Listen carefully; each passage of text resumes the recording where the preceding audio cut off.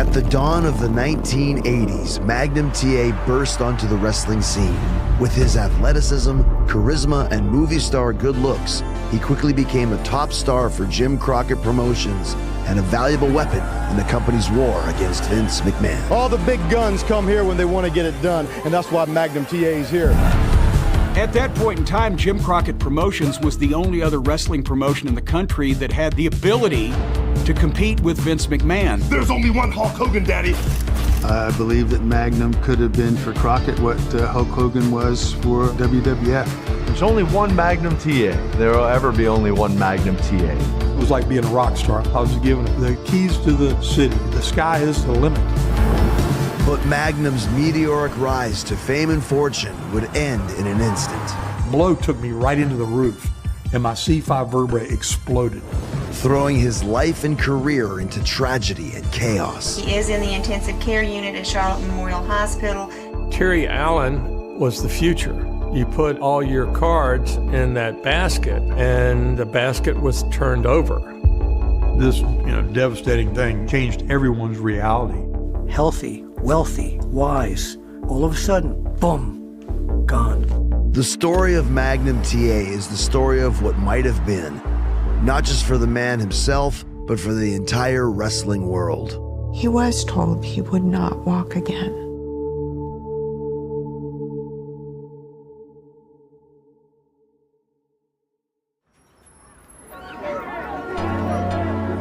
This is WrestleMania. This is the thing of today. Hulkamania is running wild. In the early 1980s, professional wrestling explodes in popularity, dominated by Vince McMahon, his star Hulk Hogan, and his powerhouse promotion, the WWF. This Vince McMahon is a genius.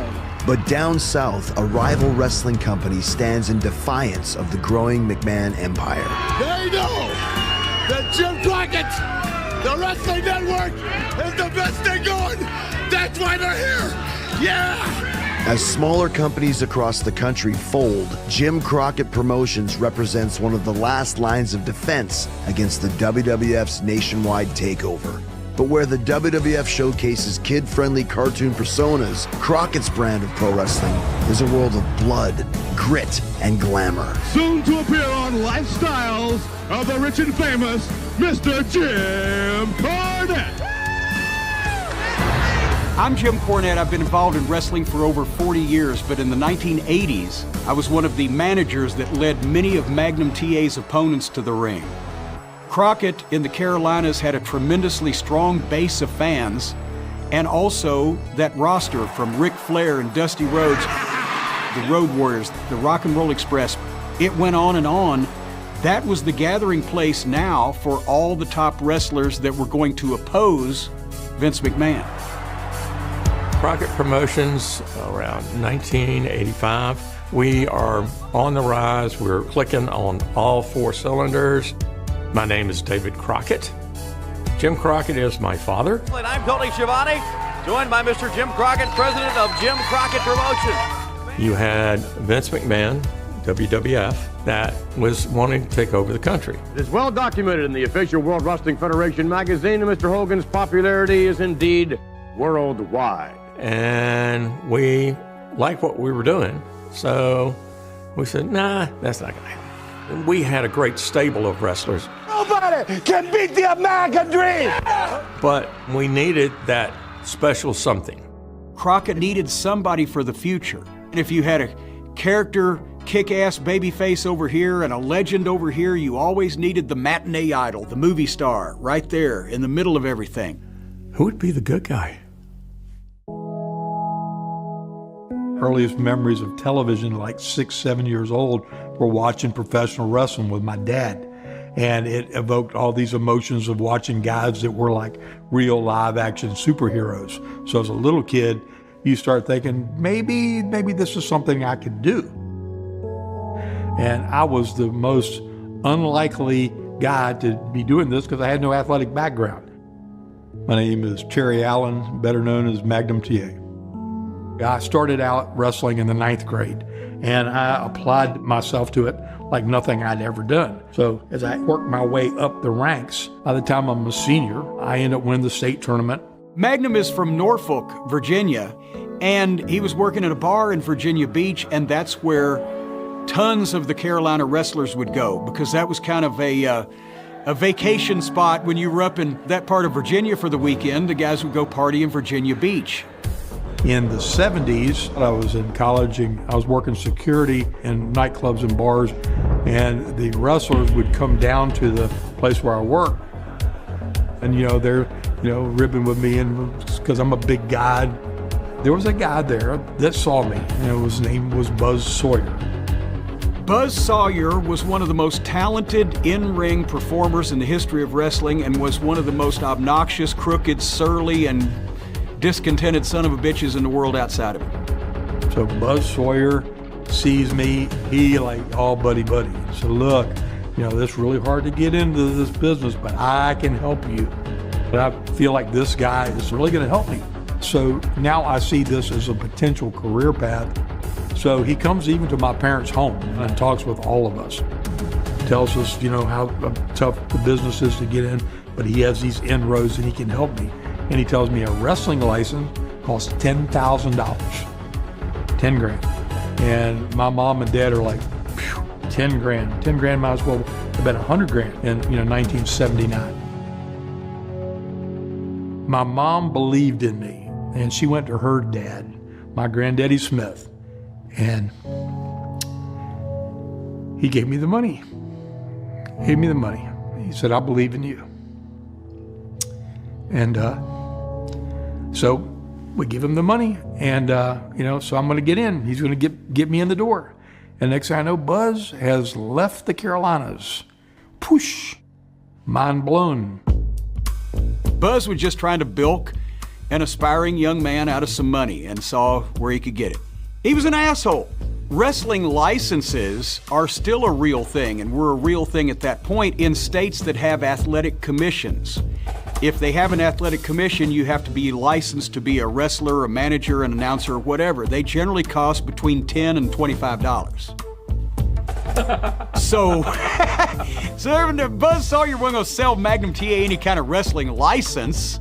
Should we get that money back from Buzz Sawyer? No. So one night I tell Jimmy Garvin my Buzz Sawyer story.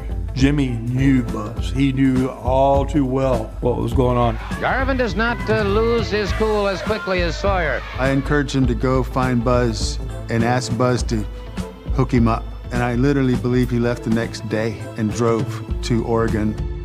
I found out what his apartment number was and knocking on the door. He opens the door, kind of surprised to see me. So he takes me down to the ring the next day, and I work out for 2 solid hours.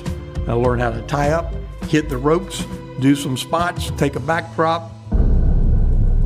It wasn't uncommon in those days if a guy saw some young prospective talent that wanted to train or wanted to be taught, yeah, I'll take this guy, he's an idiot, we'll run him off, whatever.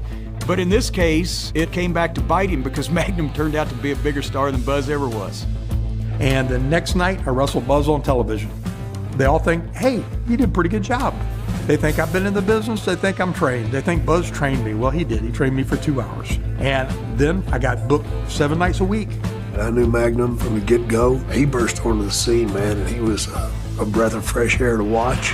Jake the Snake Roberts! I am what's left of Jake the Snake Roberts. He was no sucker, man. He was just so hungry and wanted it so bad. Terry's unrelenting drive and raw talent earn him admiration from promoters, fans, and fellow wrestlers. His hard work pays off when a single phone call propels his career to new heights. Betty Graham, that owns Florida Championship Wrestling. So he, boom, picks up the phone, gives me a call. He said, I got a spot for you. And so again, I pack up all my belongings and off I go back across the country and head south. That's where the true education of the wrestling business really started, the day I stepped foot in that territory of Florida. From Virginia Beach, Virginia, weighing in at 240 pounds, Terry Allen. So when I first came to the territory in Florida, the booker, the creative development guy, American Dream Dusty Rhodes. Never met him. I've seen his pictures on the cover of magazines. Oh, Dusty Rhodes was one of the greatest wrestlers ever, man. the best showman ever, without a doubt. He was our Muhammad Ali. The booker of a major wrestling promotion is like the major motion picture director in Hollywood. He decides the final say on the actors, who's going to play the parts, how they're going to do it, what their demeanor is, the way that the thing is shot. So the booker was the director, and Dusty Rhodes saw in Magnum TA his next movie star. Dusty had the potential to see talent and charisma within people that didn't know how to bring it out. Right here is the global tag team champion, Terry Allen. And he became the most influential guy on my career of anybody that I ever came in contact with. Dusty pushed Magnum TA to the heights of pro wrestling. He believed in him, he teamed with him, they were personal friends. Hello everyone, this is Bill Apter, and I am the most recognizable journalist and independent broadcaster in the world of pro wrestling for the past 51 years. People used to say that he looked like Tom Selleck, and Andre the Giant thought so much about that he said to Magnum, "You look like Tom Selleck, you should call yourself Magnum TA." And that's how it happened. Back in the 80s, there was a TV show with a star named Tom Selleck, and it was about a detective, and his name was Magnum P.I. So Andre looks over at me and he says, "Boss," he said, "you're ready." And I said, what do you mean I'm ready? He said, "You're ready for something." He said, "But you need a handle." So he tied it all together and took the Magnum and the Terry Allen TA and put that name together. After just over a year in Florida, Magnum TA returns to the road, this time joining the high-octane wrestling circuit known as Mid-South. Magnum TA. Action continues now. The popular star, Magnum TA. Here's Buddy Nichols to tell us about it. Really a very personable young man, one with a lot of wrestling talent, and as we mentioned last week, one with a lot of desire and an opportunity to go a long way in this wrestling business. So I come to Mid-South as Magnum TA. I don't know what Magnum TA means at this point in time. It's a name. I don't know how this translates into me, and nor do the people that have brought me in. So one week they're telling me to wear suits and ties, and we do that for a couple weeks, and they say, "You don't really seem comfortable in that." So then they say, well, maybe, punk rock was kind of a thing. They want me to wear like some punk rock clothes. I'm not comfortable at all in this, but we go through all these little things they trying to do. Nothing is clicking. So I called Dusty up. I said, I need to do something else. They don't know what to do with me. And he said, "I got it, baby. I got it. It's all good."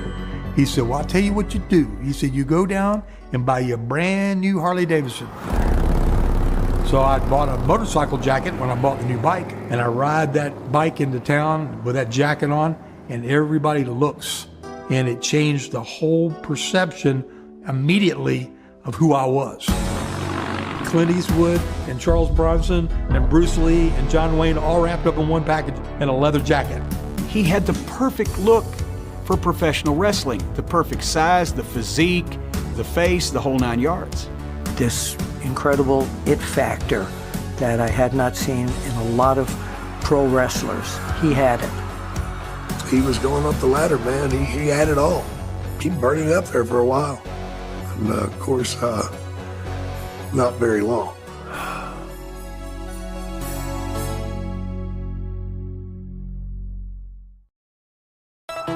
Magnum TA is a rising star and a fan favorite in the Mid-South territory when he receives an offer that will change the course of his career.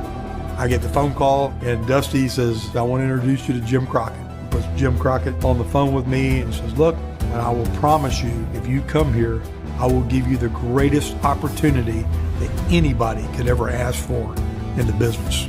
I first met Magnum TA when he walked into the office. Here's this tall, 6'1", 6'2", very well built, blonde hair coming down, these piercing eyes, and this husky, raspy voice. Looking at the women in the office, they all, they do that. So that is the total package. The camera, who is the main judge, loved him. All the fans have been waiting for this man, Magnum TA, and here he is. You didn't have to put lights on to make him look good. He glowed. Magnum TA is coming to Mid-Atlantic for one reason only, coming for the U.S. Heavyweight Championship. Almost immediately, Crockett goes and barters a deal to go on TBS on the Superstation. The moment we went on the Superstation, everything changed. The territory started popping immediately, and we blew the roof off the place. My name is Tamara Howell, and I was married to Terry Allen. We were together from 1981 until 1988. He got this raincoat jacket. He loved it. It was his Jesse James look. We did talk about having a family, but we were waiting until he became the world championship title holder.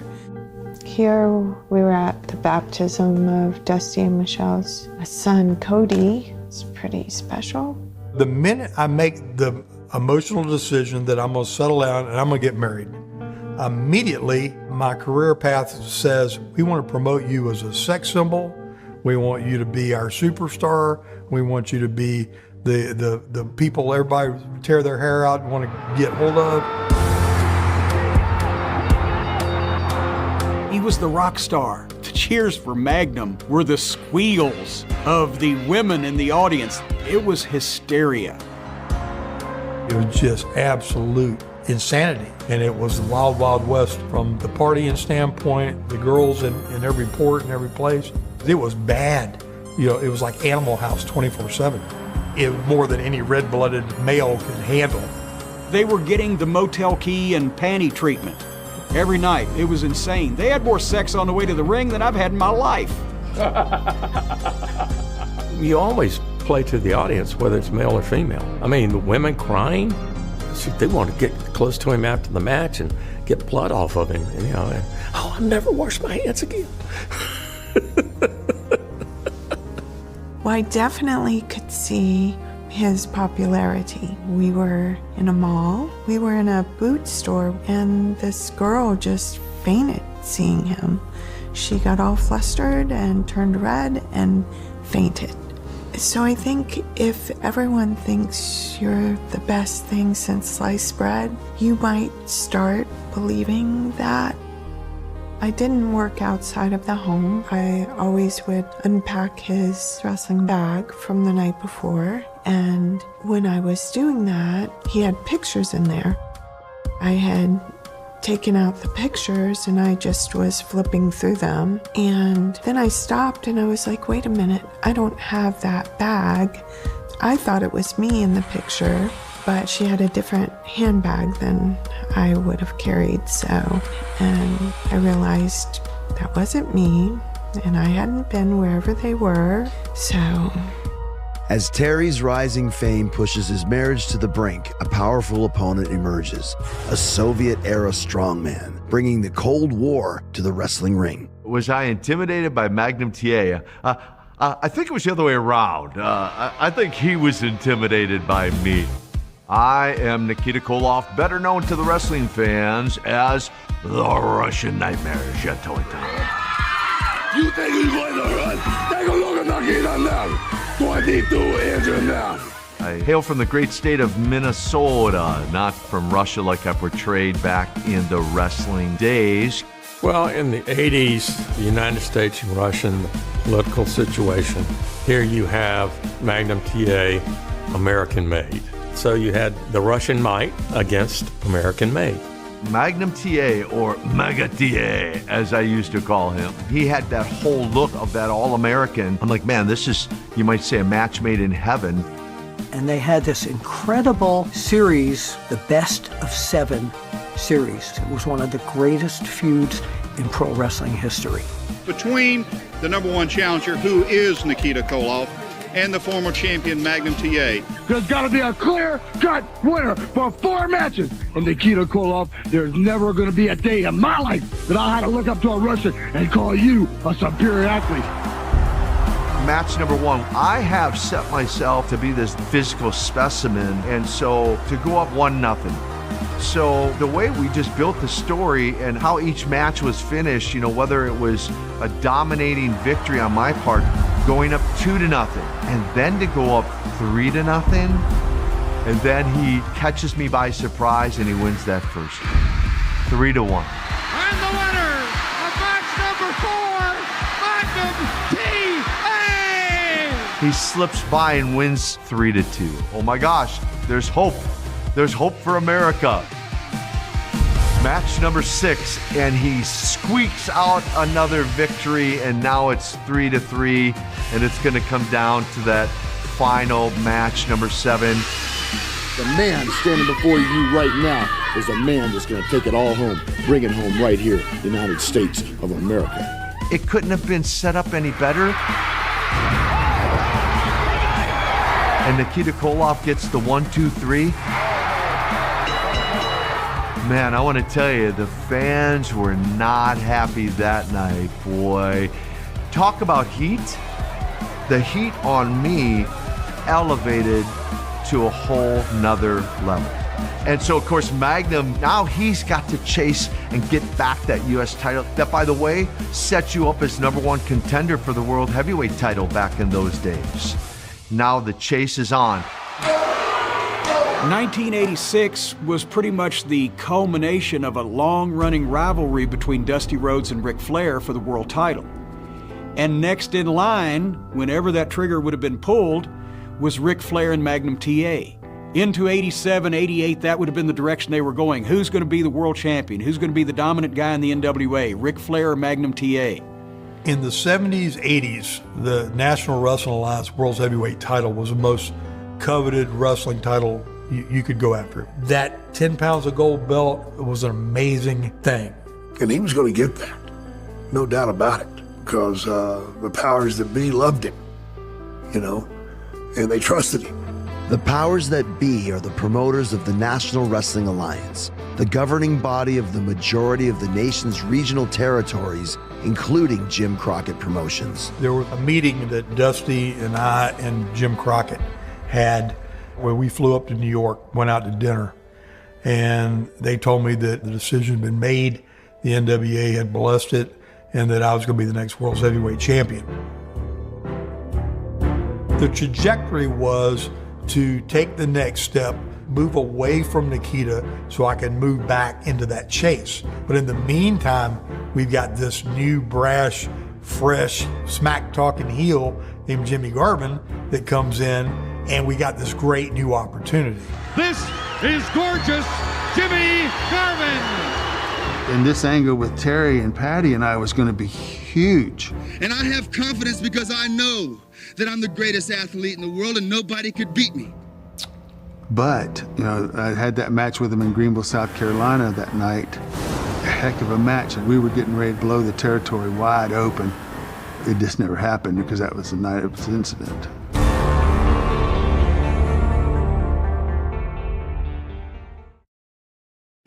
And now, here's your host, senior editor of Pro Wrestling Illustrated, Bill Apter. Last week's show with Magnum TA got such a great response, we've asked the U.S. champ, Magnum TA, to be with us again this week. Magnum, 1985 was a darn good year for you. What's 86 have in store for you? Well, 86 will be a continuation of the quest that I started in 1985, which was for the World's Heavyweight Championship held by Ric Flair. He was going right to the top. I could not see any road taking him anywhere else except to the top. We had everything sunk into him. Terry Allen was the future. As Magnum TA closes in on the heavyweight title, he begins living the life of a world champion. At that time, I had more money than I had since. I walked in the Porsche dealership and they had a brand new 911 Turbo sitting all on the floor. And that was the Mac Daddy. Write me up, I'm taking it. It was quick and it was cool. And I had the need for speed like Top Gun. You know, it had a combustion engine in it and it was loud and it was fast. I liked it. My plan was to have a run with the belt, 27, by the time I'm 30, out of it, and then go drive NASCARs. I didn't want to be running around in my underwear in front of people at 30-some years old. I thought that was ridiculous. On October 14th, 1986, after defeating gorgeous Jimmy Garvin in front of a roaring crowd in South Carolina, Magnum TA hits the road in his prized Porsche 911. I'm 5 minutes from my house. I'm on a 2-lane road, and I've driven hundreds of times. It's like the horse turns the corner and knows the barn's right there, and I'm on the track. It was raining so hard, coming back you could barely see. The road that I was traveling on that night had a little slight bend curve in it. Right in the middle of the curve was a little divot in the road where water had gathered, probably 2-3 inches of water all the way across the road. When I went around the corner and that dip right in the middle of the car hydroplaned. When a car hydroplanes, it means your tire patch loses contact with that road. So my tires were actually floating on top of that water. So I did what I had done before to counteract something, and I made the situation worse. The car spun violently the other direction, and I broadsided a telephone pole so hard that I cut it in half. It happened so fast, it was violent, and the blow was like I had been hit by a freight train. I didn't know I was not okay until I couldn't move. And I was so big in the car that my shoulder was right up against the door, and I had just maybe an inch of headroom. So the blow took me right into the roof. The emergency crew came, and one of them grabbed me by my jacket to try to pull me up. And the other guy stopped and said, "No, don't, I can't move." So they used the jaws of life, cut the whole top of the car off, peeled it back like a tin can, stabilized me. They couldn't airlift me out because it was raining so hard. It took me by ambulance. It changed my life. It changed the people I worked for. It changed my family. It changed everybody in a nanosecond. The police called me. They were taking him to the hospital. On my way to the hospital, I was behind the tow truck that had his Porsche on it, and to see the Porsche the way it was very frightening. The roof was off. It was a mess. It looked like he probably was dead. Well, they took me aside and they told me that he had fractured his vertebrae. They needed to get him into surgery quickly. My first view of a medical professional that's giving me a diagnosis, he used the words C5 quadriplegic and neck down paralysis. Me into one shot of ever attaining any level of mobility beyond sitting in a wheelchair and being taken care of by someone for the rest of your life. Matter of fact, they were just trying to figure out how I was going to breathe. They said my lungs were paralyzed. They were saying things to me like, well, maybe you might be able to be on an iron lung instead of a ventilator. The guy's in intensive care. They've got him all hooked up. They keep him sedated. You just feared for the worst. It was, is he truly going to make it? What was going through his mind? They're shooting me up with morphine every time I blink because they can't communicate with me. If I try to communicate anything, they think I'm hurting. So I'm in such bad shape, they're just zapping me with the moon and stars. My brother came in, he just said, he'll never, ever get in the ring again.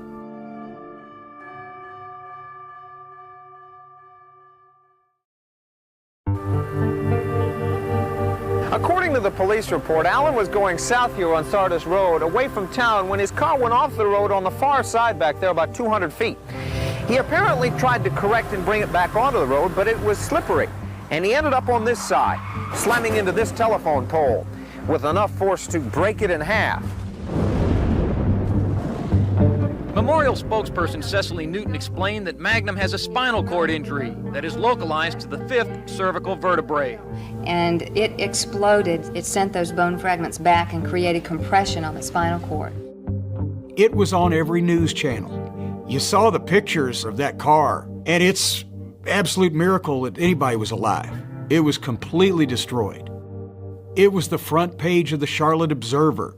It's a type of situation where you don't believe it has happened until you actually see him, and no one has been able to see him, so we're still kind of stunned. Radio, newspaper, we really didn't have internet, so it was all word of mouth. I'm sorry, ma'am, that's the only thing I'm permitted to release at this time. Memorial Hospital has fielded some 8,000 to 10,000 phone calls about Magnum TA since the wrestling star was admitted.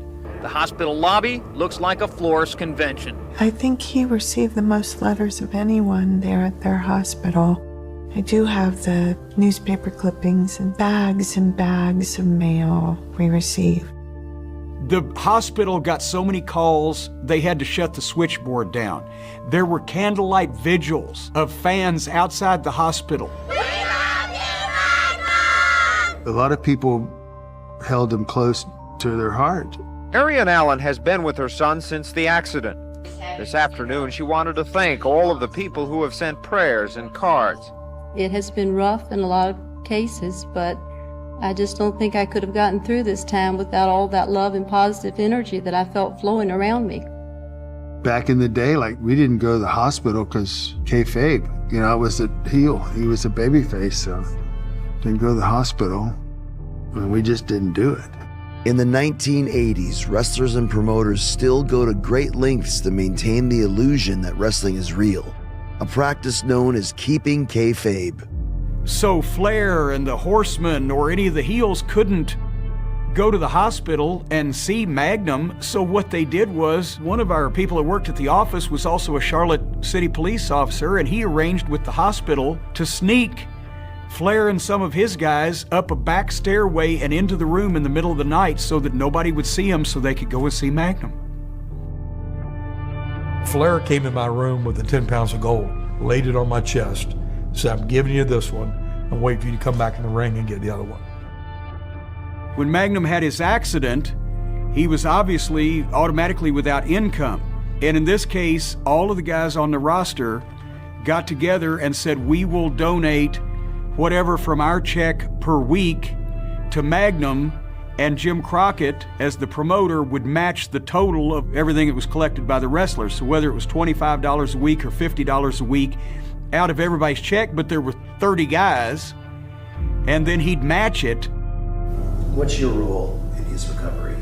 I was there every day. I went to the hospital every day, and I helped feed him, bathe him, helped him with everything that he needed. So I don't really get to have real soul-searching moments about all of this for about 30 days. When things cleared a little bit, I got out of the ICU, got in a room, people were able to start relaying things to me that was going on in the outside world that I was pretty oblivious to. I love Magnum more than I love everyone else. It's sad somebody happened to a man so talented, in good shape. I don't want it to end his career or nothing. Immediately I felt horrible. Not for me, but for my friends, for Dusty, for Jimmy, because I knew everything they had built around me. Their whole future and plans and everything is built around me. There was no plan B. Magnum TA was this shooting star that we attached ourselves to. We were flying high with him. There was nothing to stop us. But then that shooting star went dark. And with that, we went dark. We were trying to find our way, just like Magnum was trying to find his way. I'm on a tour in Japan. My first night back is in the city of brotherly love, Philadelphia. Dusty and Jim Crockett pulled me into an office, and it took him a few minutes, as I recall, to really convince me, like, no, we're not kidding. Like, this is for real. He's lying in a hospital in Charlotte, North Carolina right now, fighting for his life. He's Dusty's guy. He's his bread and butter. He's groomed to be the next world heavyweight champion, so obviously this leaves a void. The last 2 weeks have been very difficult for Dusty Rhodes, the American Dream, because Magnum TA and Dusty Rhodes made their own rules. We love fast cars and fast times, and that's the way we lived on the end of that lightning bolt that crashes through this vast earth of ours. So Dusty and Crockett and everybody else was faced with, well, what do you do when you're still making a movie but your star is gone? You gotta find a new star. At that point, there was no major wrestling name that was just floating around waiting for a phone call. So Dusty looked within his own roster and said, who can possibly not take Magnum's spot and look like him and act like him and do the same thing that will be seen as a copy of him, but who can take that spot and do it in a completely different way? And I have a new partner. And that's Nikita Koloff.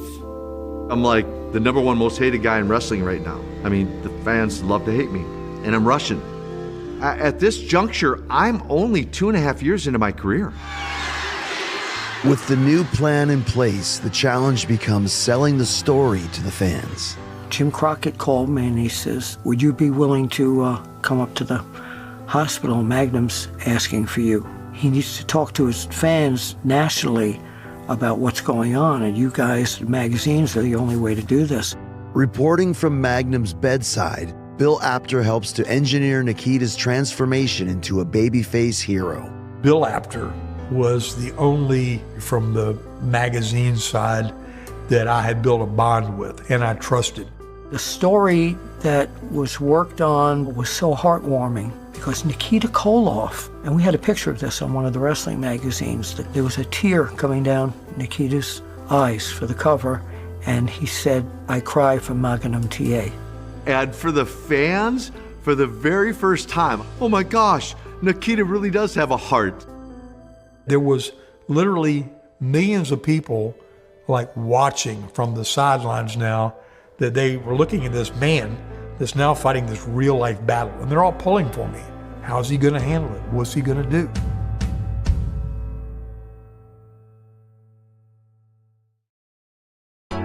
Despite being partially paralyzed and confined to a hospital for months, Terry Allen refuses to give up. We all love him and we hope he gets better so he can wrestle. If not wrestle, at least, be a part of the NWA still.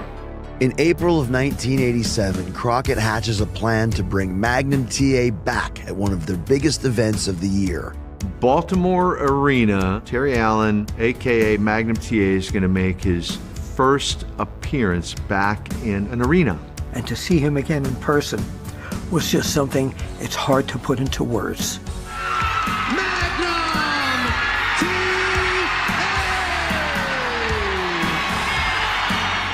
For me, watching Terry Allen walk down that aisle, that shows me that you can overcome almost anything and never give up. I mean, for a guy who is supposed to be lifted out of a bed and fed the rest of his life and bathed and all of that, to be able to walk under his own power was an absolute miracle in and of itself. I mean, I got choked up, like for real, because it was a surreal moment. I can remember the moment, the emotion, and the feel, and the fans, and just like it was yesterday, it was one of the most emotional moments I've ever experienced. They saw me come from, death's door to never gonna walk again, to my gosh, he walked to the ring. Despite his enduring popularity, it's clear that Magnum's wrestling days have come to a permanent end, leaving his future uncertain. It makes you have to adjust your thinking. You try to find a way to fit back into the industry. I was an intelligent guy. I was still well-spoken. So I worked as a color commentator for a while. I'll be working with you, Magnum. I really look forward to that. I know all the fans in Chicago look forward to seeing you again. It's going to be great, and I can't wait. Magnum finding his niche in wrestling after his accident was very hard because being around it, you always want to be back in it. The hard times continue for Magnum behind the scenes. We settled into a normal life. I thought our marriage was doing well, but we stayed together for about a month after I got out of the hospital. There was some infidelity past the accident. I felt like I had given pretty much everything I had. I just couldn't do that anymore. And it was so overwhelming for her because the realities of all the things that had taken place on the road, she becomes aware of because I'm forthcoming. And I feel bad about it. This is a bad deal. I loved him very much. It was hard for me to leave him. But I think at some point you're just like once something is done again, how many times can you let that happen? As Terry's relationship ends, the once mighty Crockett Promotions implodes. At this point, nobody on either side of the wrestling war or any of the fans or the observers realized exactly how crucial this was going to be a point in the wrestling business. All of a sudden, they had to start from scratch. In 1988, Crockett makes a deal with media mogul Ted Turner, leading to the birth of World Championship Wrestling and the end of an era for wrestling fans. If Terry Allen had never been in the accident, the future of the NWA, Jim Crockett Promotions, the sky's the limit.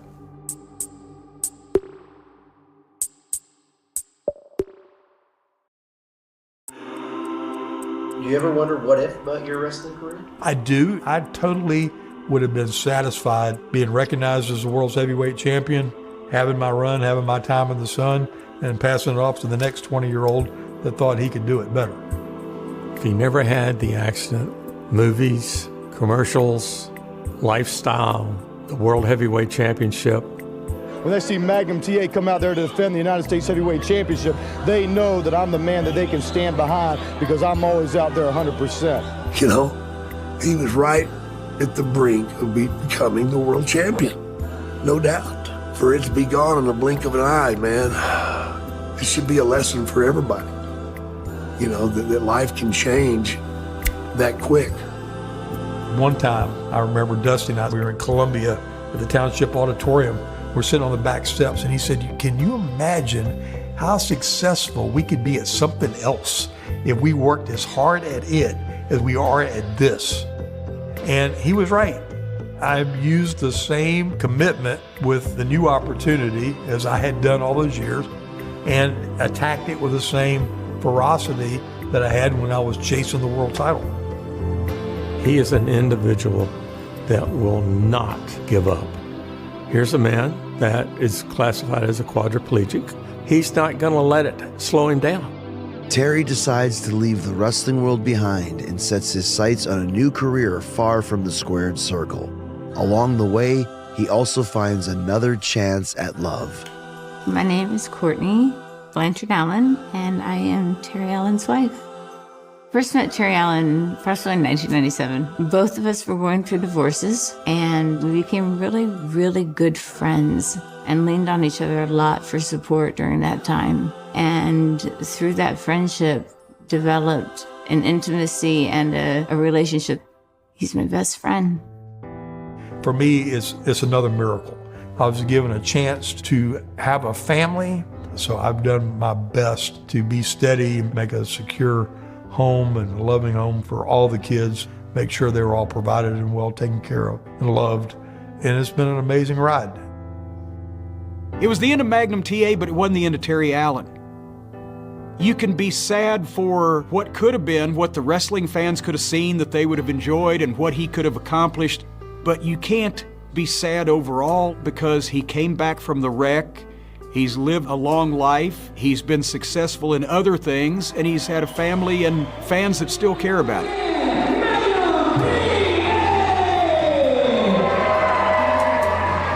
That's a pin. That's it. That's got to be some kind of a record. He pinned him. It had to be less than 15 seconds. Is it tough for him day to day? Oh, you know it's gotta be. Yeah. He'll never tell you that. He had just a small percentage chance of survival, and his ability to overcome absolutely anything has proven true every day since that accident. If he wasn't at peace with how it ended, it wouldn't be so inspirational. There are so many people out there that want to know more about his story, to be able to do the things that he can do now. I lived the dream that most people only dream of and never get to see come to fruition. The other what if is, what if I hadn't woke up at all? And I'm so thankful that I did. On a path towards self-sufficiency and eventual prosperity. His journey toward independence led him to establish a significant presence in a new locale, transforming his inherent drive into tangible economic success. My dad moved to Lake City, and he bought him some trucks, and he started his own parkwood business. The relocation to Lake City marked a deliberate step towards a new life, a place where his ambitions could take root. The pragmatic act of buying some trucks indicated an investment in tools, a foundational step for launching his venture. The specific choice of a pulpwood business immediately situated him within a resource-based industry, characteristic of the region, which required physical grit, logistical prowess, in keen business sense. This entrepreneurial endeavor was a direct manifestation of his ingrained work ethic, demonstrating his capacity to identify opportunity, take calculated risks, and build something substantial from the ground up, initiating his journey from early hardship to the realm of self-made success. The nascent pulpwood business quickly proved to be a lucrative undertaking, establishing Tommy Kellum as a successful entrepreneur within his community. My grandfather's business was very successful. Entrepreneurship is just like in his blood. The emphatic declaration of his business being very successful affirmed his acumen and dedication, signifying a tangible achievement built on the foundations of hard work and perseverance. The observation that entrepreneurship is just like in his blood eloquently captured his intrinsic drive and natural talent for business. This innate quality, combined with his early experiences undoubtedly fueled his ability to identify opportunities, manage resources, and cultivate a thriving enterprise. The success of his business provided him with financial stability, a respectable standing in the community, and the means to further cultivate his newfound sense of personal identity and pursuits, elevating him beyond the hardships of his youth. With his burgeoning financial success came a refined appreciation for presentation and a deliberate approach to his public persona, reflecting a newfound sense of personal pride. With success came a newfound sense of style and purpose. My grandfather felt like appearance was important. You can't just look any kind of way. You have to look like you love yourself. So he always took pride in how he dressed. He was very stylish. This eloquent description painted a picture of a man who, having overcome significant adversity, now embraced a philosophy that linked outward presentation to inner self-respect. The notion that you can't just look any kind of way, you have to look like you love yourself, revealed a deeper understanding of appearance as a reflection of self-worth and purpose.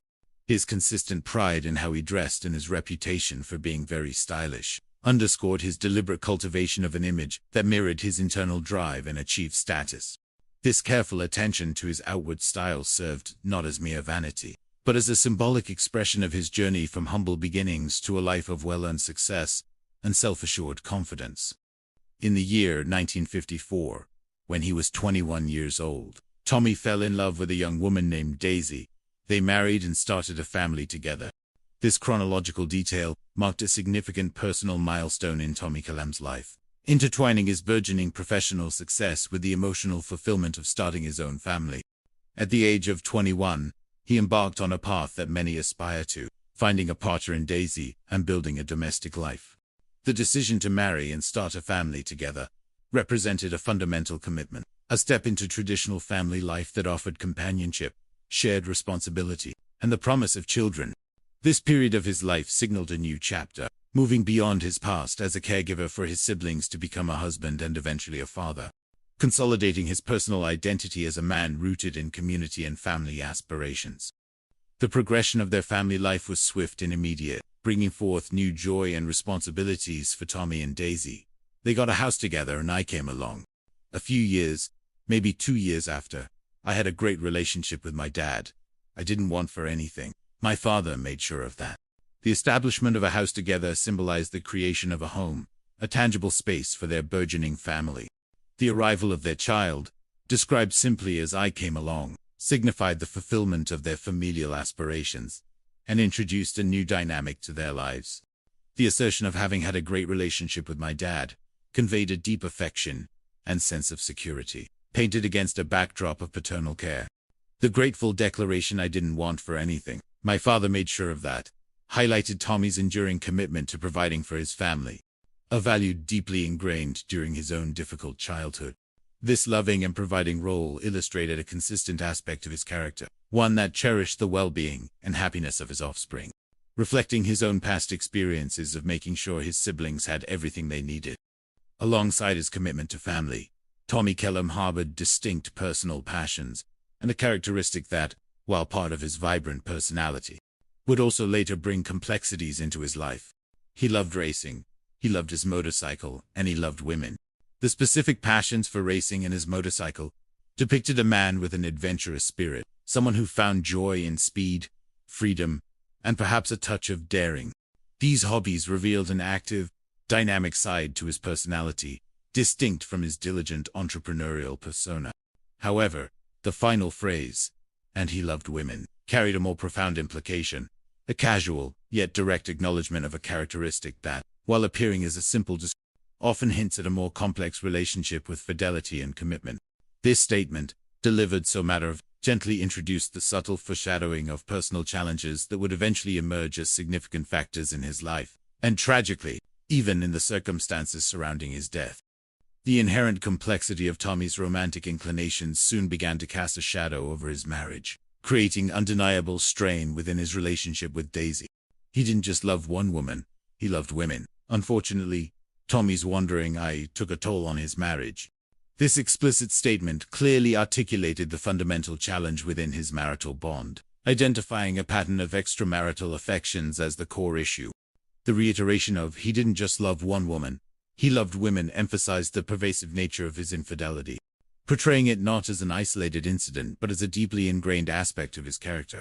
The blunt truth that his wandering eye took a toll on his marriage concisely summarized the devastating impact of his actions on the marital vows and emotional well-being of his partner. This established a critical dimension to his personal history, revealing an enduring source of relational friction that ultimately proved detrimental to his domestic harmony, and indirectly would surface as a factor in later events. The toll taken on the marriage by Tommy's infidelity was explicitly recognized by those closest to the relationship, even as they acknowledged other functional aspects. They got along, but you cannot say they had the greatest relationship because who wants to be cheated on? Who wants to feel insert? The statement affirmed a baseline functionality in their day-to-day interactions. They got along, yet it swiftly pivoted to highlight the profound, undeniable flaw that prevented any semblance of a truly healthy or great relationship. The rhetorical questions, who wants to be cheated on? Who wants to feel insert? Powerfully articulated the universal pain, humiliation, and deep emotional violation that infidelity inflicts upon a trusting partner. This emotional injury, universally understood, fundamentally undermined the possibility of a genuinely fulfilling relationship, emphasizing that despite superficial compatibility, the core trust and emotional security of the marriage had been irrevocably shattered by Tommy's actions, leading 2 years of unspoken anguish and resentment for his wife. The long-standing emotional strain in Tommy and Daisy's marriage eventually reached an inevitable breaking point, albeit strategically delayed. Tommy's wife waited until their daughter grew up and moved out of the house to file for divorce. This measured approach to ending the marriage showcased a profound sense of responsibility and self-sacrifice on Daisy's part, prioritizing her daughter's stability and upbringing over her own immediate emotional relief. The deliberate decision to wait until their daughter grew up and moved out spoke volumes about her dedication to ensuring her child's well-being during a critical developmental phase, deferring her personal needs until the appropriate time. This calculated delay also highlighted the immense patience and endurance she exhibited throughout years of unhappiness, suggesting a stoicism in the face of ongoing marital dissatisfaction.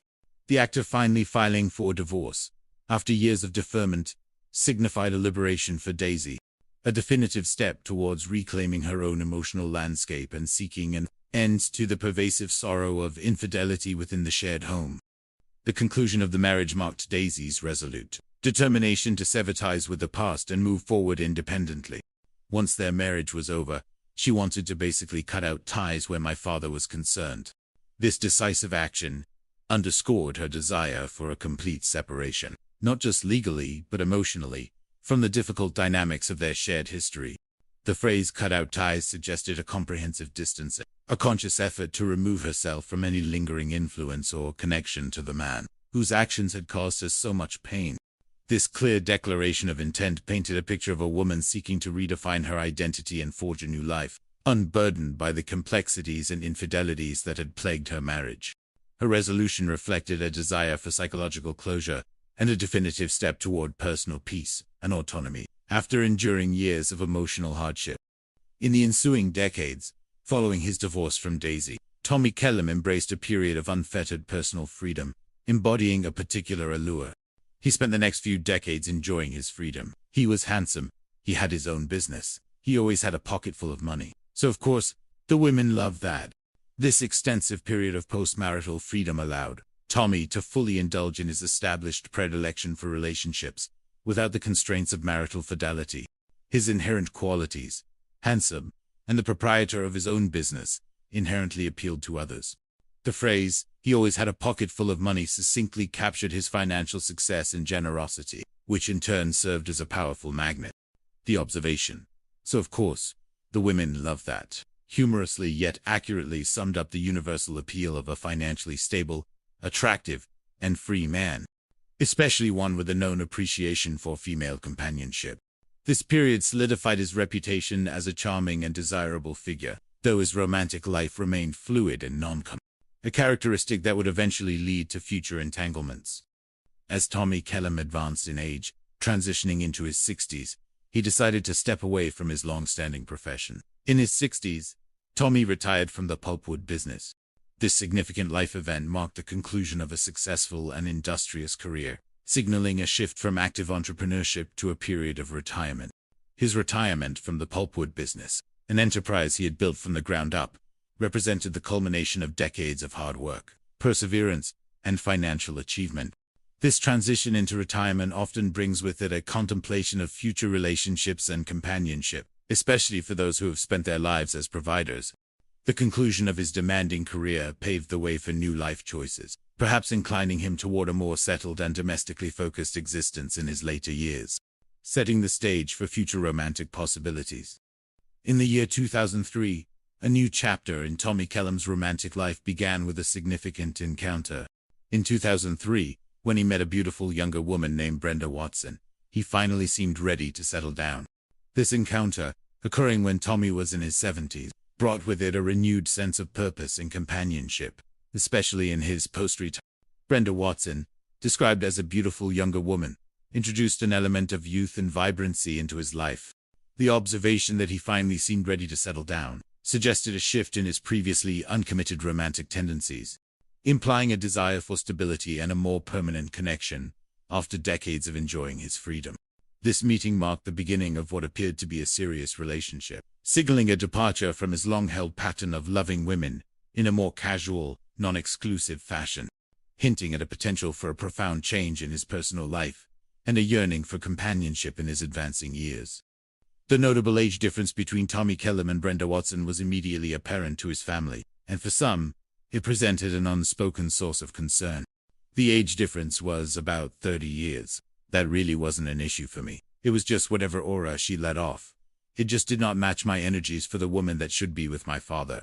The raw numerical fact of about 30 years highlighted the significant generational gap, a detail that often raises eyebrows and invites speculation in any relationship. While the speaker asserted that the age gap wasn't an issue for them personally, their underlying unease was clearly communicated through a subtle, intuitive sense of discord. The statement that whatever aura she let off, it just did not match my energies for the woman that should be with my father, articulated a deep, almost instinctual discomfort with Brenda's presence and character, conveying a perceived incompatibility beyond the mere disparity in years.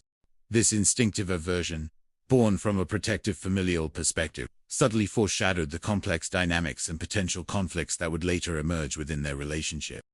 Further details regarding Brenda Watson's situation reinforced the familial apprehension and amplified the concerns about her motivations for being with Tommy.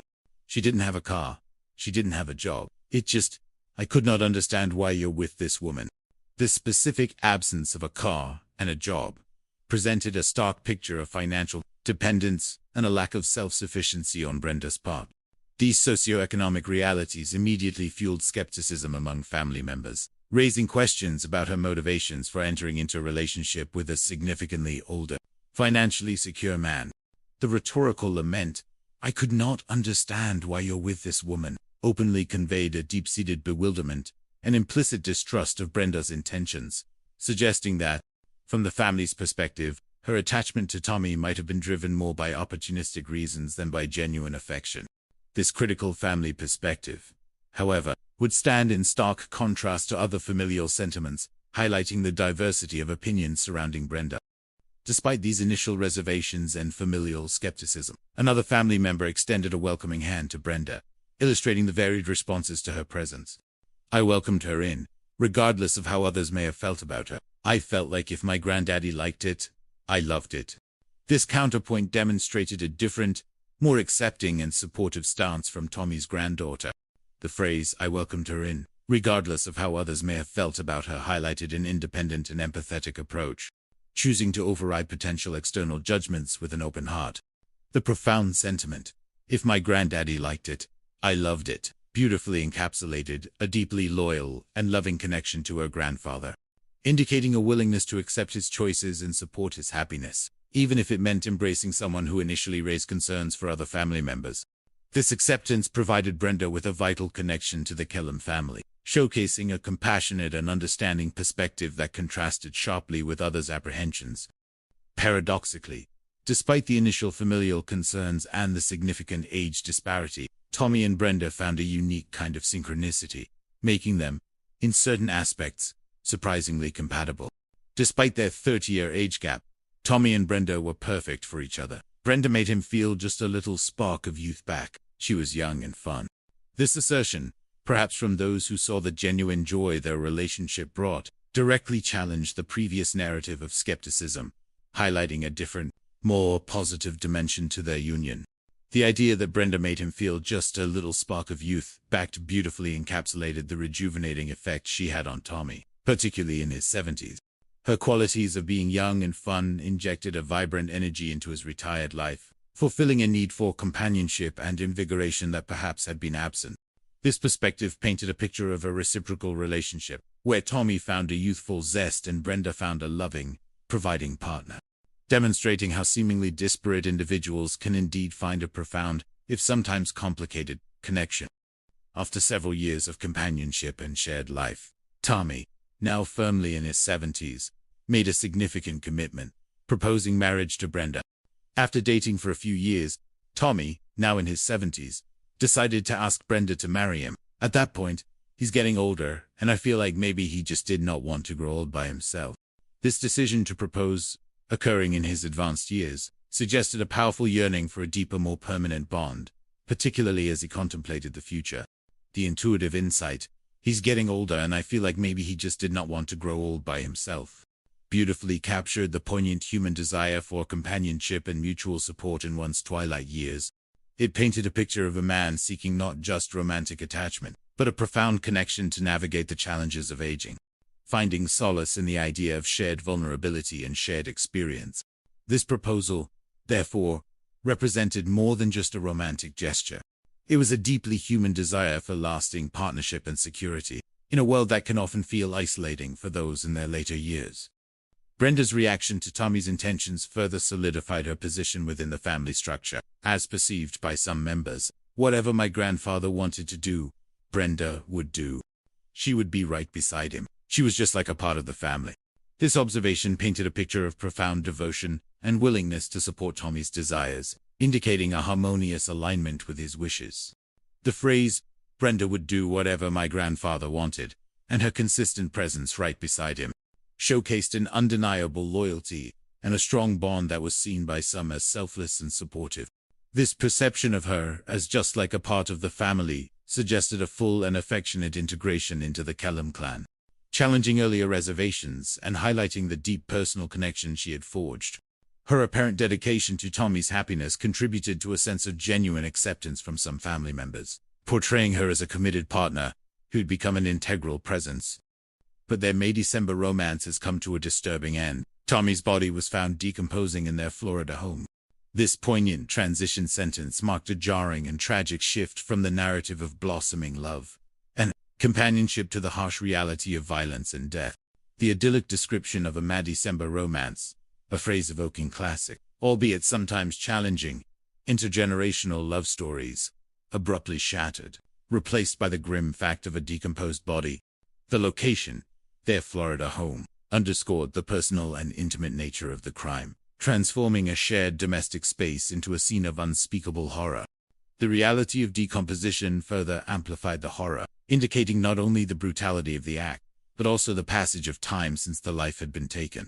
This sentence served as a stark, emotional hinge, moving the narrative irrevocably from life and love to the cold, undeniable facts of murder and its grim aftermath. In the immediate aftermath of the gruesome discovery, the absence of a key figure intensified the uncertainty and suspicion surrounding the unfolding tragedy. Brenda is not at home to provide any answers, but other friends and family have already started to show up at the house. Brenda Watson's conspicuous absence was a significant factor, rendering her unable to offer explanations or context regarding Tommy's death. This missing presence immediately positioned her as a person of intense interest, either as another potential victim or, disturbingly, as a potential suspect, leaving a void where crucial information should have been. Simultaneously, the spontaneous arrival of other friends and family underscored the strong communal ties and the natural human instinct to gather at the scene of tragedy, seeking understanding and offering support. Their presence, however, would also inadvertently provide investigators with a rich source of information, initial insights, and varied perspectives on Tommy and Brenda's complicated relationship. The news of the unfolding tragedy reached Tommy's family members through urgent, often unexpected, channels, initiating their frantic journey to the crime scene. I got a call early that morning from a friend of mine, and she sat up in the late city of the police at your daddy's house. I received a phone call from my mom. She says, "Go to granddaddy's house and see what's going on."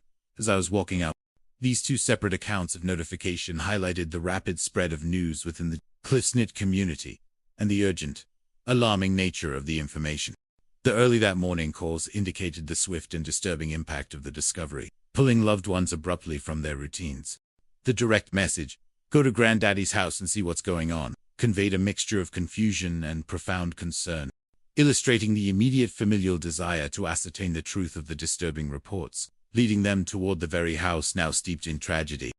The confirmation of the worst fears, delivered by an official, solidified the heartbreaking reality for the arriving family members. One of the detectives pulled me to the side and, he confirmed that it was my grandfather. I just felt sick to my stomach. It's not even a word to describe it. I felt like everything was just crashing down. The formal confirmation by a detective, delivered with professional solemnity, brutally transitioned the vague fear into concrete, agonizing truth. The emotional impact was immediate and profound, triggering a visceral response described as sick to my stomach. The inability to find even a word to describe it articulated the overwhelming nature of the grief and shock, signifying a moment of utter emotional collapse. The deeply resonant phrase, "everything was just crashing down," vividly captured the profound disorienting and destructive force of such a devastating personal loss, signaling an irrevocable rupture in the fabric of their lives, where certainty was replaced by a chaotic landscape of sorrow and disbelief. In the initial interactions with detectives, Tommy's granddaughter Latuna inadvertently provided information that would later become a critical point of divergence for the investigators. Latuana tells detectives she thought her grandfather had been out of town for the past few days. It was Father's Day weekend and I had been calling my grandfather, trying to talk to him. I was not able to get an answer. So then, I called Brenda and she says, "We came down here to Lauderdale to, see some of my family." I was like, "Okay, well, I'll tell you what, tell him to call me back." This seemingly innocuous recounting of events outlined a plausible scenario. Tommy and Brenda were supposedly away for Father's Day weekend, visiting Brenda's family in Fort Lauderdale. Latuana's inability to reach her grandfather led her to Brenda, who offered a convenient, yet ultimately false, alibi.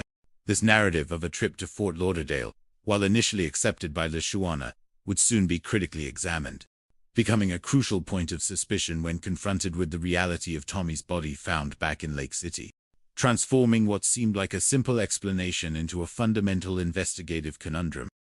To the astute eyes of the investigators, the timeline, based on Brenda's account, immediately triggered skepticism. To investigators, the timeline doesn't add up. They question if Tommy ever made it to Fort Lauderdale to begin with. This critical assessment highlighted the first significant discrepancy between Brenda's story and the emerging physical evidence. The body found decomposing in Lake City stood in direct, irrefutable contradiction to Brenda's claim that both she and Tommy were in Fort Lauderdale. This fundamental inconsistency immediately cast doubt on Brenda's credibility and the entire narrative of the trip.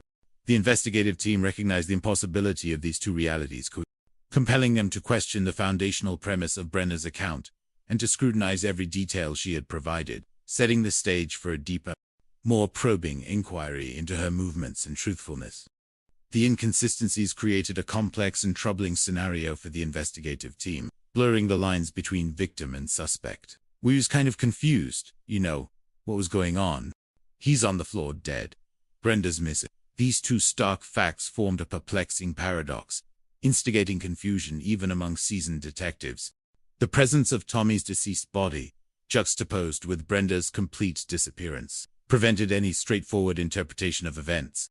This contradictory evidence initially led to a terrifying, yet plausible, working hypothesis. We actually thought somebody came, killed him, and took her.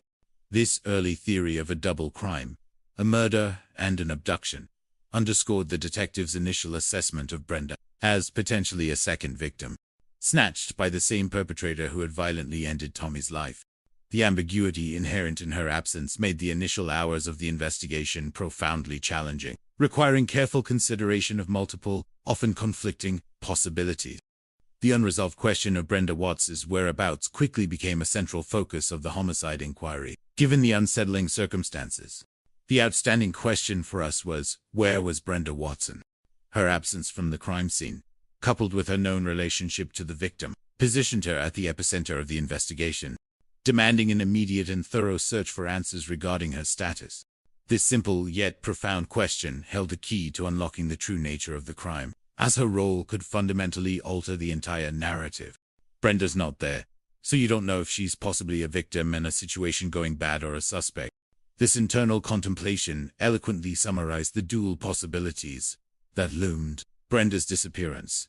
Was she another casualty of a violent act, a helpless participant in a tragedy? Or had her involvement taken a far darker turn, implicating her as a perpetrator? The answer to this pivotal question would irrevocably shape the direction and intensity of the continuing investigation. A crucial development emerged on the horizon, hinting at an unexpected turn in the investigation, injecting new information that would fuel the coming hours of intense inquiry. Coming up, investigators get a crucial lead. I got a finger on this missing an old man's face. This evocative phrase, I got a finger on this missing an old man's face, while cryptic, suggested a critical piece of identifying information, or perhaps an image, that connected an unknown individual to the disappearance of the man and the absence of his wife. A crucial lead indicated a breakthrough, a piece of intelligence that promised to cut through the confusion and direct the detectives toward a specific person or location, providing a much-needed push in the investigation. The implied specificity of the detail hinted at the power of visual evidence or direct identification, promising to propel the case forward with newfound momentum. As the layers of Tommy and Brenda's relationship began to be peeled back, a stark truth about their marital status emerged, revealing a foundation far from traditional. And they discovered the truth about Tommy and Brenda's marriage. Brenda resided here at the residence, but it was not his husband and wife. The direct implication here, later clarified to be husband and wife, not husband in white, confirmed that, despite their romantic entanglement and cohabitation, Tommy and Brenda were not legally married, shattering any assumptions of their formal union. This distinction was critical. Their informal living arrangement, despite having previously been seen by some as akin to family, suddenly took on a new significance in the context of the murder investigation. The lack of marital bonds could alter perceptions of responsibility, motive, and legal standing, suggesting a relationship with fewer formal constraints and perhaps different underlying tensions. This revelation marked a departure from the perceived settled relationship and began to expose the complex realities of their unconventional living situation. The initial grim tableau was firmly established. After discovering Tommy Kellum shot dead inside his home, detectives in Lake City, Florida, feared that his wife, Brenda Watson, could also be in danger. The age of the victim added a layer of vulnerability and poignancy to the already tragic discovery, emphasizing the brutal end to a long life. The confirmation of shot dead firmly cemented the cause of death as homicide, leaving no ambiguity. The renewed fear that his wife, Brenda Watson, could also be in danger underscored the continuing anxiety within the investigative team regarding her disappearance. This initial fear, born out of the immediate circumstances, positioned Brenda primarily as a potential second victim, directing investigative efforts towards her safety and whereabouts as a top priority, hoping to locate her before any further harm could come to her. In their earnest efforts to locate Brenna, detectives naturally turned to her known contacts and suspected destinations. We tried to get a hold of some relatives, because that was the last place that we knew that Brenda was. Well, both of them was. The attempt to contact her relatives was a logical, systematic step, relying on family networks to trace her movements or determine her well. The crucial piece of information, that was the last place that we knew that Brenda was. Along with the correction, well, both of them was, referred to the alleged trip to Fort Lauderdale. This indicated that the detectives were acting on the information provided earlier by Lachuana Brenda's alibi. They were systematically checking the plausible destination that Brenda herself had provided, underscoring their commitment to exploring every avenue that might lead to her, still operating under the assumption that she might be in peril, or at least innocent of wrongdoing. Despite their persistent efforts through family channels, direct contact proved elusive. They were unable to reach anyone, but credit card records appeared to confirm a trip to Fort Lauderdale about 300 miles away. The failure to make direct contact with relatives added a layer of mystery and frustration to the search, underscoring Brenda's successful evasion or absence from known points of contact. However, a significant breakthrough emerged from financial data. The subpoena of credit card records represented a powerful investigative tool, capable of tracking movements and transactions in a way that verbal accounts often cannot. The information gleaned from these records provided an apparent, tangible confirmation of the alibi Brenda had offered. A trip to Fort Lauderdale, about 300 miles away, suggested physical evidence that seemed to corroborate Brenda's story, at least regarding the geographical movements, temporarily aligning the financial evidence with her previous account of a weekend visit. This was a critical point of development. Further scrutiny of Tommy's financial instruments, particularly those linked to credit cards, began to paint a more detailed picture of activity in the Fort Lauderdale area.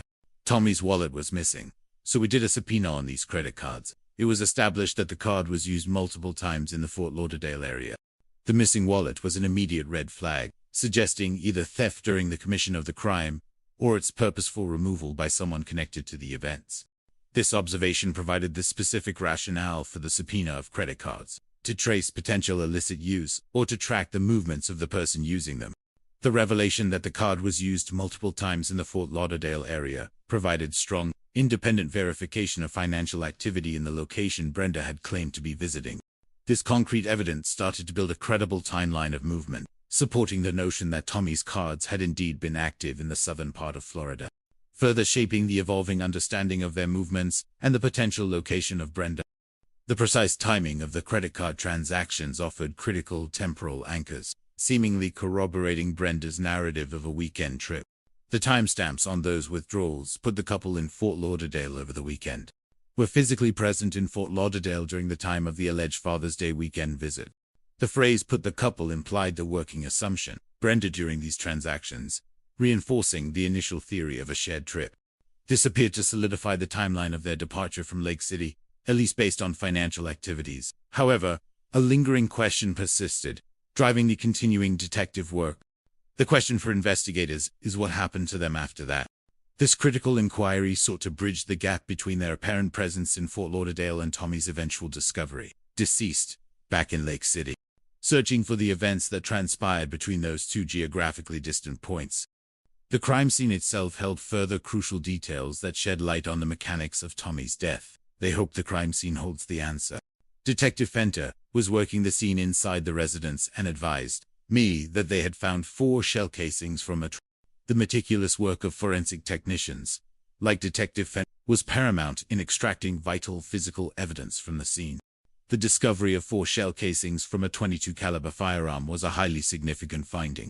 Shell casings are direct, physical evidence linking a specific weapon to the scene and indicating the number of shots fired. The .22 caliber, while not a hyperword round, is certainly lethal, and, for expended casings, definitively confirmed the nature and extent of the shooting. This forensic detail transformed the abstract notion of he had been shot into a precise, quantifiable fact, informing investigators about the weapon type and the number of times it was discharged, providing undeniable physical evidence of a violent act. Further confirming suspicions about the missing weapon, Lachuana provided additional, corroborating details regarding her grandfather's firearms. Lachuana told us that, her grandfather had guns, but the gun racket was empty.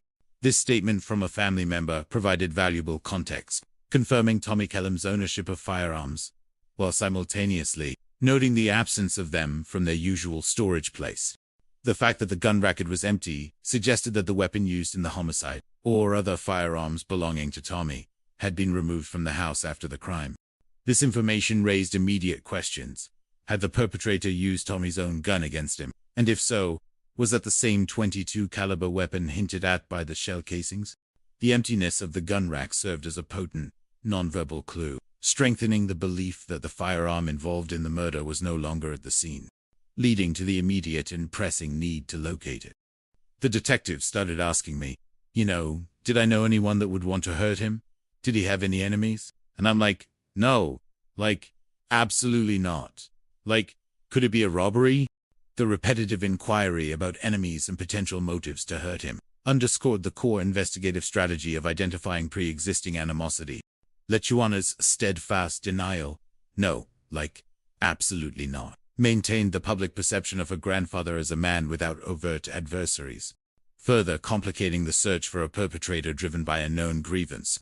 The innocent query, could it be a robbery, reflected a natural attempt by a shocked family member to find a logical, if tragic, explanation for the violence, suggesting a random act of theft rather than a targeted assault. But this hypothesis would soon be weighed against other evidence. The potential robbery scenario, however, quickly gained additional weight with the revelation of a missing vehicle, connecting the act to a tangible loss of property. She advised us that her grandfather's truck was gone, so we started putting a bolo out for Ed. The information about the missing grandfather's truck provided immediate, compelling evidence, consistent with a robbery, or at the very least, a theft linked to the murder.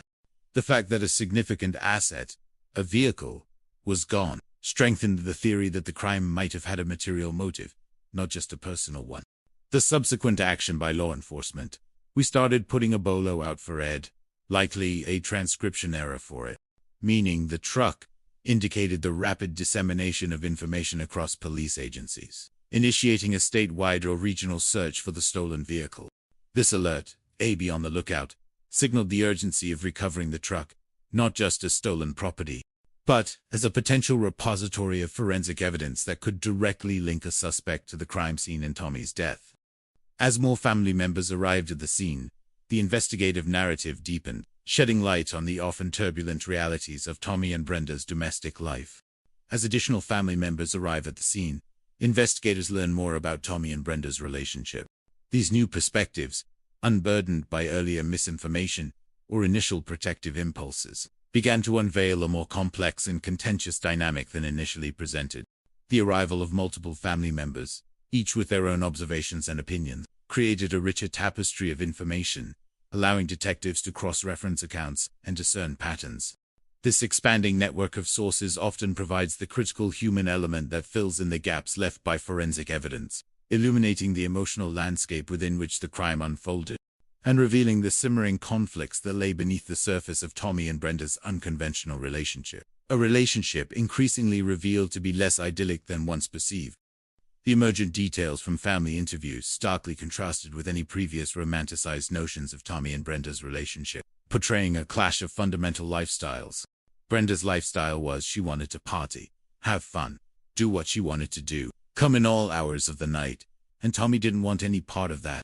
He was at the age to where he wanted to be settled down. This stark juxtaposition highlighted an irreconcilable difference in their personal desires and life expectations. Brenda's aspiration for a youthful, unrestrained party, have fun existence stood in direct opposition to Tommy's mature desire to be settled down, a natural inclination for someone in his advanced years. This fundamental divergence in lifestyle goals created a deep chasm between them, transforming what might have been initially perceived as a refreshing dynamic into a constant source of friction.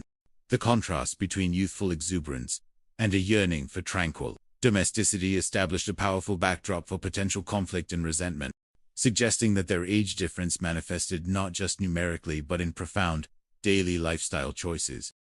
According to Tommy's daughter Cassandra, these irreconcilable differences in lifestyle directly led to a breakdown in their relationship's formal status. According to Cassandra, Brenda's behavior drove her father to end their marriage. The neighbors are saying that she's having affairs. She's bringing men into the house.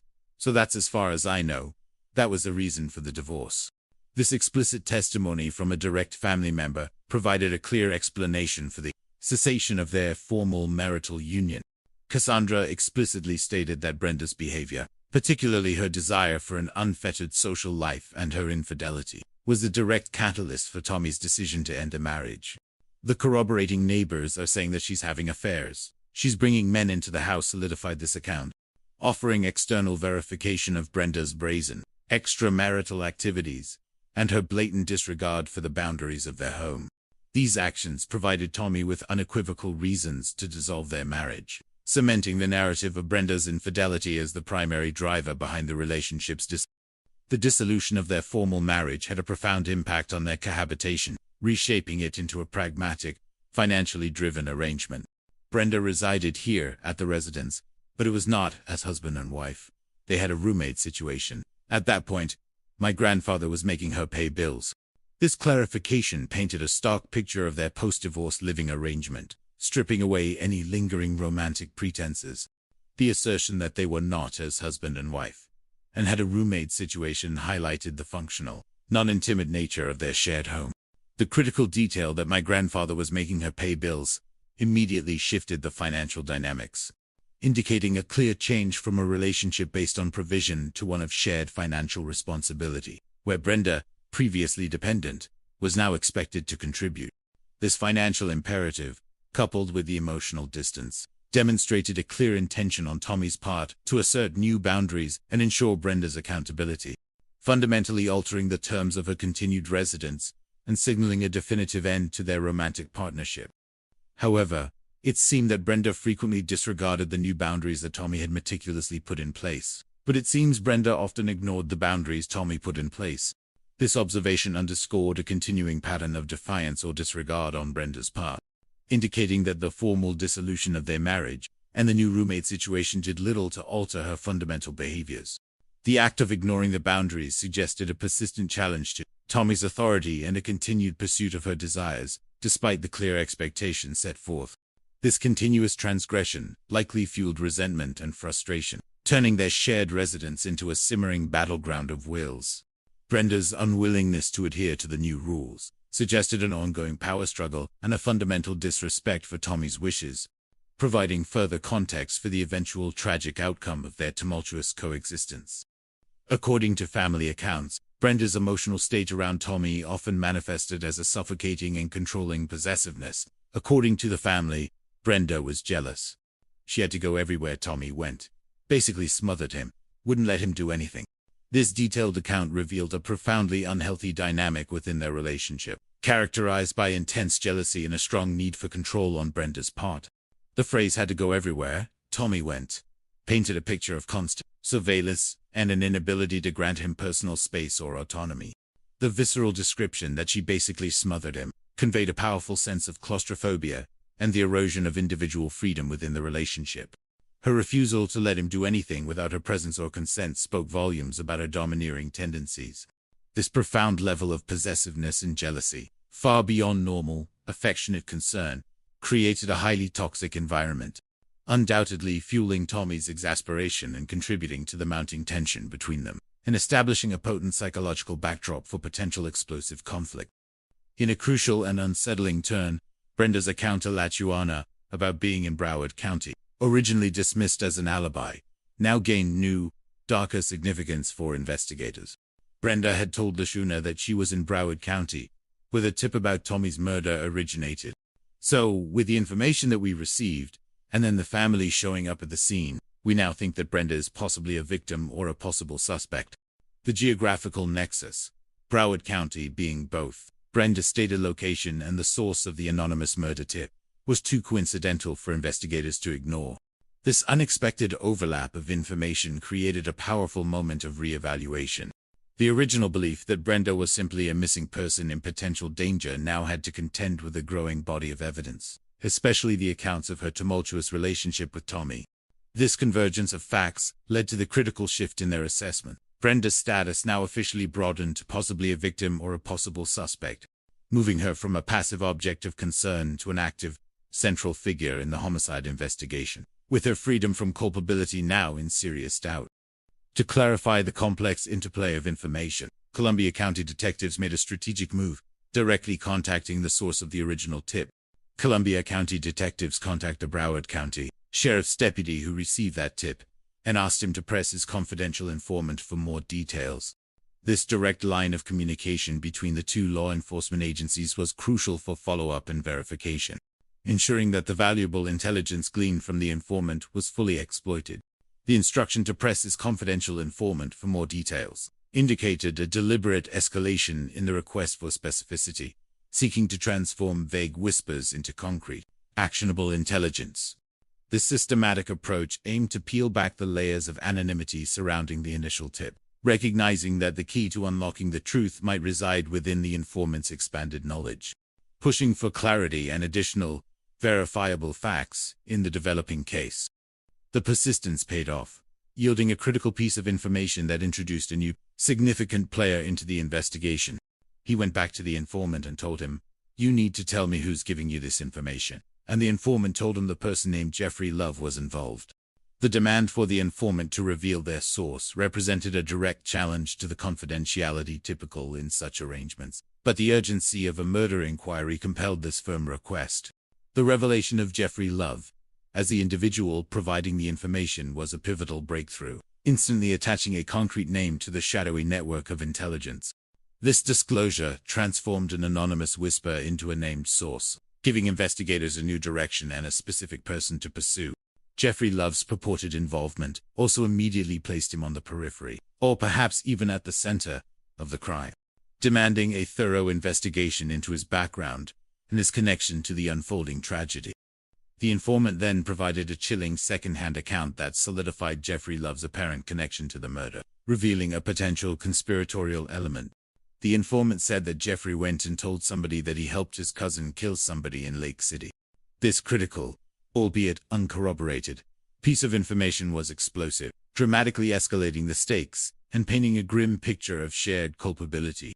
The phrase "he helped his cousin kill somebody" immediately implicated Jeffrey Love not just as an informant, but as an accessory to the homicide, if not a direct participant. This transformed the focus from a single perpetrator to a potential criminal conspiracy involving at least two individuals, suggesting a more calculated and coordinated act of violence than previously conceived. The specificity of his cousin also created a direct family link, an intimate bond that often features prominently in crimes involving collaboration, lending a chilling plausibility to the informant's dramatic disclosure. Despite the critical name now at hand, the investigators faced an immediate challenge. Jeffrey Love was an unknown entity in the local area. We still didn't know who Jeffrey Love or his cousin were. Once we got the information, we then started going into his background, looking into what type of person he was. The initial lack of recognition for Jeffrey Love or his cousin in Lake City was significant, suggesting they were outsiders to the immediate community where the murder occurred, further separating them from Tommy's direct social circle. However, the systematic process of going into his background and looking into what type of person he was highlighted standard police procedure, involving extensive database checks, criminal records, and intelligence gathering to create a comprehensive profile. This investigative step aimed to uncover any past behaviors, criminal histories, or affiliations that might shed light on his potential involvement in such a serious crime, moving from an unknown name to a fully understood individual within the context of the larger investigation. The initial background checks on Jeffrey Love swiftly revealed a troubling criminal history, immediately raising a red flag for the investigators. Found out he did some prison time, so that, through a red flag, the discovery of previous prison time was a critical piece of information, elevating Jeffrey Love from a mere name to a person with a documented history of criminal behavior. This history provided immediate grounds for increased suspicion, as past incarceration often correlates with a greater likelihood of future criminal activity. The phrase "through a red flag" succinctly captured the immediate concern this information generated among detectives, indicating that Jeffrey Love was now a serious person of interest, warranting intense scrutiny due to his documented past, transforming him from a vague lead into a potentially direct participant in the violence. The continued anonymity of Jeffrey Love within Lake City was striking, given the local context of interconnectedness. Most of the people in the Washington Street area were good people. They looked out for each other. If we were looking for someone that usually knew who we were looking for, no one knew a Jeffrey Love. This cultural observation of Washington Street area, as primarily populated by good people who looked out for each other, established a strong community ethos, where new faces or individuals with dubious reputations typically stood out. The common investigative experience that if we were looking for someone that usually knew who we were looking for, underscored the expectation of local knowledge providing quick leads.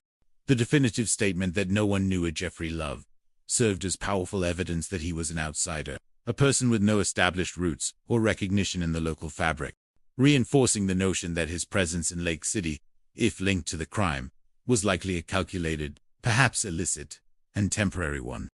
With their attempts to track down Jeffrey Love currently hitting a dead end, due to his unknown status in Lake City, investigators wisely redirected their focus back to the already complex and emotionally charged personal life of Tommy Kellum. With their attempts to track down Jeffrey Love hitting a dead end, investigators turned their attention back to Tommy's personal life. This strategic pivot highlighted the fluidity of criminal investigations, where one avenue, if unproductive, leads to a necessary re-examination of other, previously explored, or emerging leads. Returning to Tommy's personal life acknowledged that, regardless of Jeffrey Love's potential involvement, the victim's own relationships often harbored the deepest motivations for violence.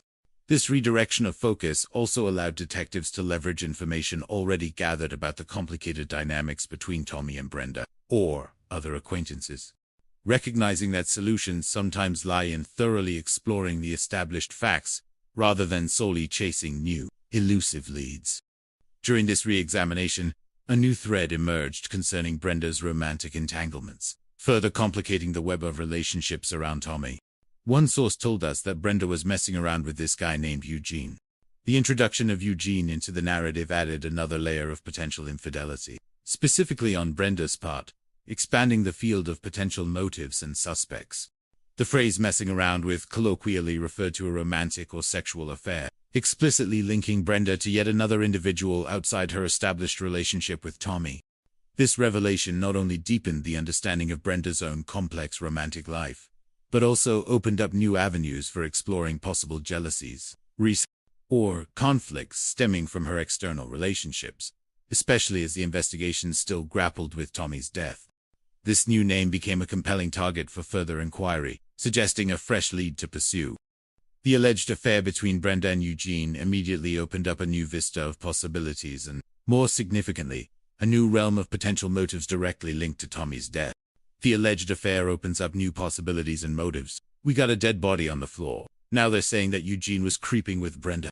I'm thinking he offered Tommy Kellogg to be with Brenda. This internal, analytical thought process vividly illustrated how new information can dramatically reframe the entire understanding of a crime. The initial juxtaposition of dead body on the floor, and Brenda's missing, now intersected with the emerging detail that Eugene was creeping with Brenda, creating a highly combustible scenario. The speculative leap, I'm thinking he offered Tommy Kellogg to be with Brenda, pointed toward a chilling theory that Eugene, motivated by a desire to be with Brenda, might have eliminated Tommy. This new theory immediately placed Eugene in a potentially central role, shifting focus from a vague sense of foul play to a specific, and potentially powerful, motive driven by passion and desire. The efficiency of a public record search demonstrated the power of digital databases in rapidly cross-referencing information and establishing physical locations for individuals. The ease with which Eugene's address was obtained underscored the meticulous nature of public data, providing detectives with a swift and actionable lead. This immediate access to his physical whereabouts meant that investigators could quickly move from a mere name to a direct, in-person interaction, allowing for immediate interview and interrogation. The swift identification of his address facilitated a direct and unhindered pursuit of this new suspect, promising rapid progress in the unfolding investigation. Armed with Eugene's address, detectives moved swiftly to bring him in for questioning. Recognizing the urgency of directly addressing this new lead, we went and picked him up, took him back to Columbia County Sheriff's Office in an interrogation room and spoke with him. This standard police procedure for a person of interest ensured a controlled environment for questioning, allowing detectives to systematically extract information. The physical act of picking him up and transporting him to the interrogation room signaled the seriousness of the situation, immediately placing Eugene in a formal investigative context. The subsequent spoke with him referred to the commencement of an interview designed to gauge his knowledge, assess his demeanor, and determine the veracity of any information he provided, all with the implicit goal of either eliminating him as a suspect or deepening the case against him, making him aware of the gravity of the ongoing murder inquiry. In the interrogation room, Eugene's immediate responses to initial general questions regarding Brenda's disappearance provided the first crucial details, while also subtly introducing inconsistencies. I got a friend girl that's missing an old man's name. I seen her Saturday morning. Saturday would have been the 20th of June. Eugene's initial phrasing, I got a friend girl that's missing an old man's name, was somewhat evasive but confirmed his awareness of Brenda and the missing Tommy. His statement, I seen her Saturday morning, provided a direct physical alibi for himself, and, critically, placed Brenda in Columbia County on the 20th of June. This was a crucial piece of testimony. However, this immediate claim of contact directly conflicted with Brenda's previous alibi, creating a pivotal contradiction that detectives immediately flipped. And according to what Brenda told Tommy's granddaughter, they were in Fort Lauderdale at the time, 5 hours away. This stark geographical and temporal discrepancy, Brenda telling one person she was in Fort Lauderdale, and Eugene claiming she was with him in Columbia County, instantaneously undermined Brenda's initial story and signaled a significant breach in the collective narrative, highlighting potential deception and raising profound suspicion. The contradiction became even more pronounced with Eugene's precise, differing account of Brenda's location, but Eugene says she met him at a restaurant there in Columbia County. This direct counter-narrative explicitly placed Brenda in Lake City's vicinity on the critical Saturday, making her presence in Fort Lauderdale, as she had claimed, physically impossible. A meeting at a restaurant there in Columbia County implied a public encounter, yet its conflict with her earlier story of being 5 hours away, simultaneously, established a direct, undeniable lie in Brenda's initial alibi. This direct refutation of Brenda's earlier statement through Eugene's testimony created a powerful logical conflict, strongly suggesting deliberate deception on Brenda's part regarding her whereabouts during the crucial timeframe of Tommy's suspected death, making her a much more serious person of interest in the eyes of the investigators. In an effort to ascertain the true nature of their relationship and Eugene's potential motive, detectives pressed him for explicit details, cutting through his evasion. What's your relationship? Friend, sex, no friends. The deliberate, leading question from the interrogator, listing escalating levels of intimacy, aimed to force Eugene into a candid admission. His initial, possibly nervous, and certainly evasive, repetition of friend, sex, followed by no friends as a denial, clearly showed his reluctance to admit the full extent of his connection to Brenda. However, the subsequent, more detailed probing eventually compelled him toward a greater degree of honesty, slowly peeling back the layers of pretense in the tightly controlled environment of the interrogation room. Eugene's evasiveness around his sexual history with Brenda, though initially resistant, began to break under sustained questioning, yielding an admission. I didn't tap it probably years ago, but gosh, man, that's good looking down. When last time you tapped it, oh man. Hey, you gotta be honest. You have to be honest. This has probably been about 2 weeks ago. His initial reluctance, feigning a distant past, suggested a desire to minimize his current involvement, while his complimentary remark about Brenda's appearance indicated an undeniable attraction. The interrogator's persistent and direct challenge, hey, you gotta be honest. You have to be honest, clearly articulated the demand for truthfulness, recognizing Eugene's attempts at. Under this direct pressure, Eugene finally conceded, admitting to a recent sexual encounter about 2 weeks ago. This admission, although still attempting to create some distance, significantly deepened the understanding of his intimate relationship with Brenda, solidifying him as a concrete and recent lover, and a central figure in the investigation, rather than a mere acquaintance, adding new dimensions of possible motive and opportunity. Having exposed Eugene's lie about the nature of his relationship with Brenda, investigators pressed on, confronting him directly with the grim reality of Tommy's death and his unexpected link to the murder. After catching Eugene in a lie, investigators confront him with their suspicions. I say, hey man, your name is ringing in the streets, man. He was like, what? I said, man, Tommy's dead. The direct confrontation, beginning with the colloquial, your name is ringing in the streets, man, instantly signaled to Eugene that he was no longer a peripheral figure, but a person directly implicated. His initial shocked response, what? Quickly turned to a vehement denial. Oh, hell no. Upon learning of Tommy's death and his connection, the rapid emotional shift that followed. Oh, okay, then, let's rock and roll. Man, let's get it. I got a wife. We need to come resolve this. I need a divorce. We'll settle off of this. revealed a desperate attempt to gain control. Driven by the profound fear of his infidelity being exposed to his wife, now in the context of a murder investigation, his immediate concern about a divorce and his wife underscored the powerful, almost comically misplaced, fear that outweighed his immediate concern about the murder, compelling him to a sudden, forced cooperation to resolve the situation and protect his own domestic family. Eugene, attempting to establish his innocence, provided an alibi rooted in family life. Eugene has said that weekend he was with his family, so that was his alibi. This assertion, typical of anyone attempting to establish their whereabouts during a crime, offered a seemingly straightforward defense. However, given his earlier evasiveness and his intense fear of exposure, the alibi required immediate verification. The detectives, well versed in testing such claims, possessed a potent tool to challenge his statement. I explained to Eugene that if I have to, I'm going to go and ask his wife, was he home that weekend? And the cat's going to be out the bag because I'm going to tell her what was going on. This direct, uncompromising threat of exposing his affair to his wife was a calculated and highly effective interrogation technique, preying on his profound fear of marital reprisal. It presented him with an immediate, stark choice: cooperate fully and truthfully, or risk having his deepest secret revealed. This direct psychological leverage aimed to either solidify his alibi through corroboration or break his deceptive facade, extracting the unvarnished truth by wielding the imminent threat of domestic turmoil. The calculated psychological pressure exerted on Eugene by the threat of exposure to his wife proved remarkably effective, ultimately convincing investigators of his innocence in the murder. So he assured me he was home. At the end of the interview, I believe I kind of figured he wasn't involved in it. I'm willing to expose himself.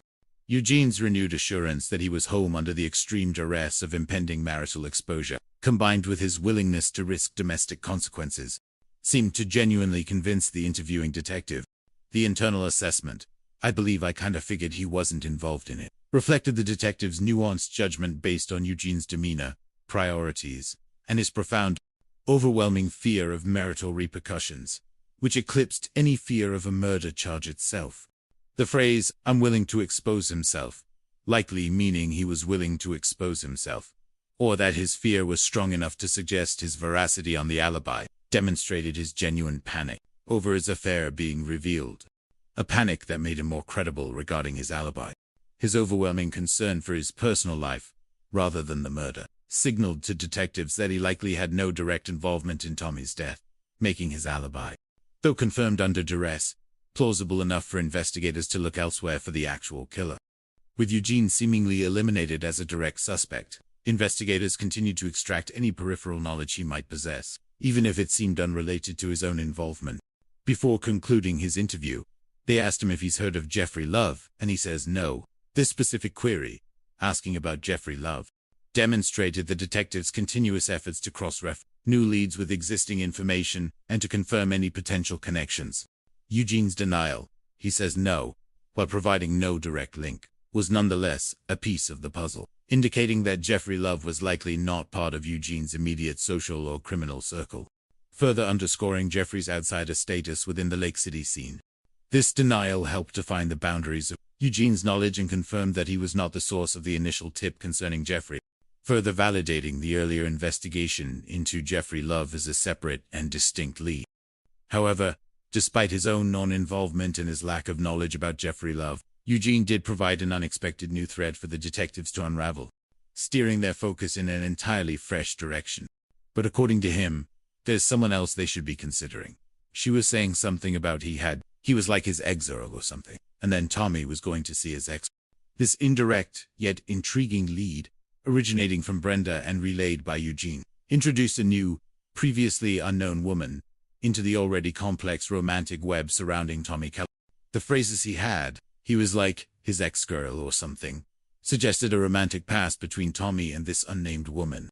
The critical detail, and then Tommy was going to see his ex, implied a rekindling of an old flame or ongoing contact that could decidedly fuel jealousy or conflict, particularly given Brenda's known possessiveness. This unexpected piece of information offered a novel perspective, prompting investigators to consider yet another romantic entanglement in Tommy's life as a potential source of motivation for his murder. This newfound piece of information, even if indirect, provided the investigative team with a crucial, uncharted avenue to explore. Detectives consider this information a new lead. This is the first time I learned about the girlfriend. The emphatic recognition that this is the first time I learned about the girlfriend highlighted the investigative challenge of uncovering a victim's hidden or past relationships, especially when family or current partners might deliberately conceal them. This fresh perspective was significant precisely because it contradicted earlier assurances of no enemies and expanded the universe of potential suspects beyond the immediate known circle of Brenda and Eugene. Don't know if it was more women out there that was upset and one of them came out and murdered him. This internal speculation perfectly encapsulated the broadened scope of possibilities, pushing investigators to consider that Tommy's penchant for multiple romantic relationships, whether past or present, could be the ultimate catalyst for the violence, suggesting a potential perpetrator driven by jealousy, betrayal, or long-simmering resentment. The narrative paused to reiterate the somber reality that launched the entire complex investigation.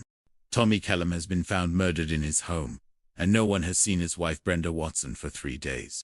This stark summary reinforced the foundational facts: a brutal murder in a private residence, and the concerning disappearance of a key individual directly connected to the victim. The passage of 3 days without sight of Brenda added a mounting sense of urgency and intensified the speculation surrounding her whereabouts and involvement. Her continued absence amplified the gravity of the situation, signaling either a successful flight from the scene or a prolonged making her status central to unraveling the crime. This persistent void of information surrounding Brenda became a critical indicator of the seriousness of the circumstances, forcing investigators to relentlessly pursue every lead in her regard. The information from Brenda's lover, Eugene, suggesting Tommy was also engaged in affairs, drove investigators back to Tommy's family, hoping to connect the dots. Investigators learned from Brenda's lover that Tommy, who was having affairs as well, and they revisit Tommy's family to see if they can provide a name.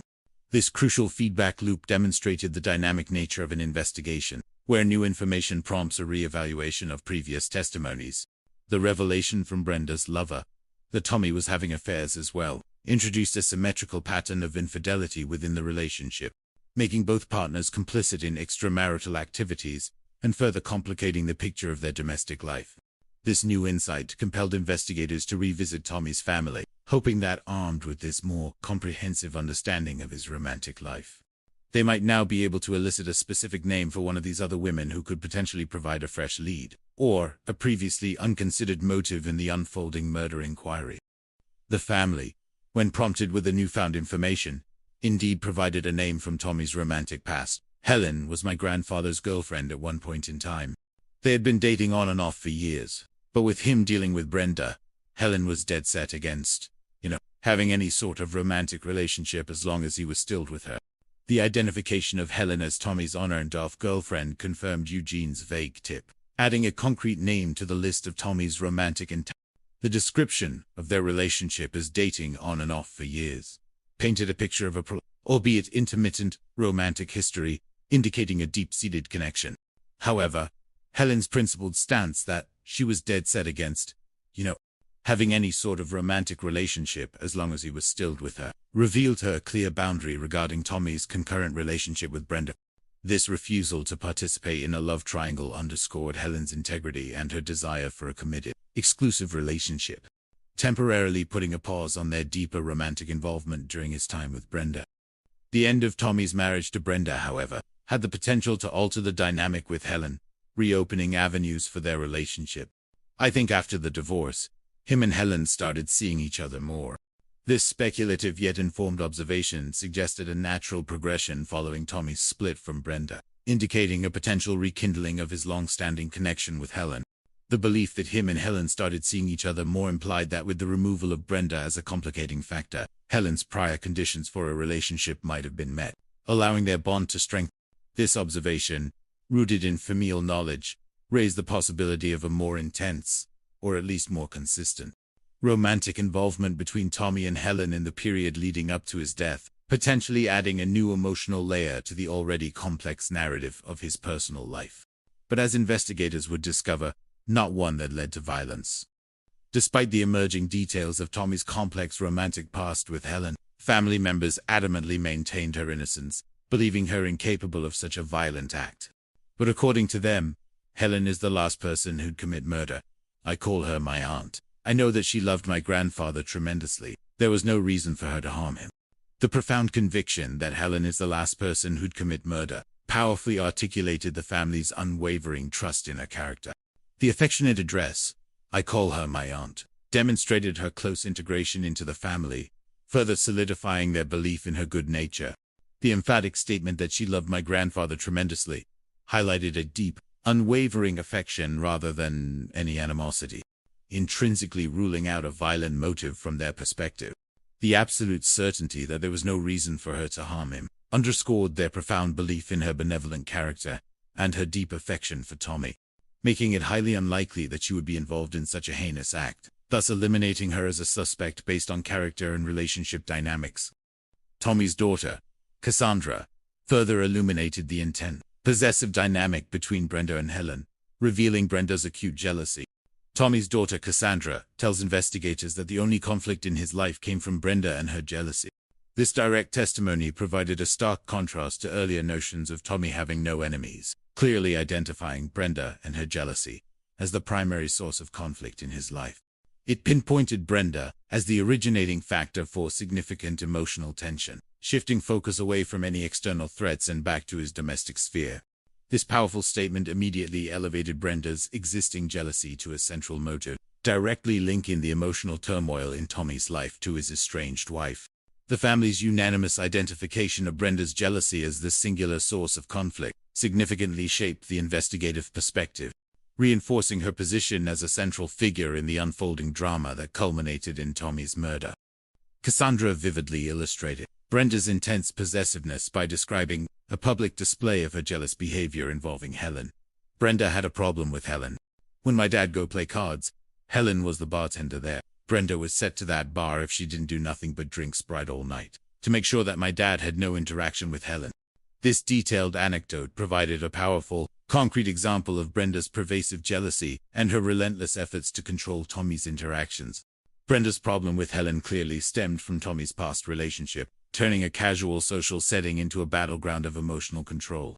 Brenda's physical presence at the bar, conspicuously ordering nothing but drink Sprite all night, underscored her determined surveillance and demonstrated her extreme dedication to ensuring my dad had no interaction with Helen.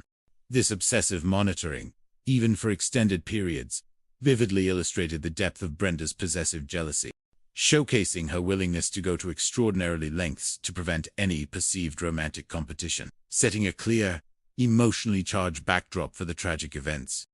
The investigative re-evaluation of Brenda's role dramatically shifted after receiving a deeply concerning account from Cassandra, fundamentally changing their perception of her from potential victim to likely perpetrator.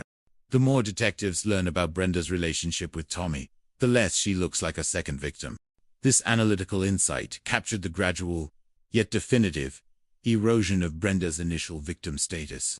This feeling further solidifies when Cassandra shares that Brenda's jealousy was sometimes accompanied by violence.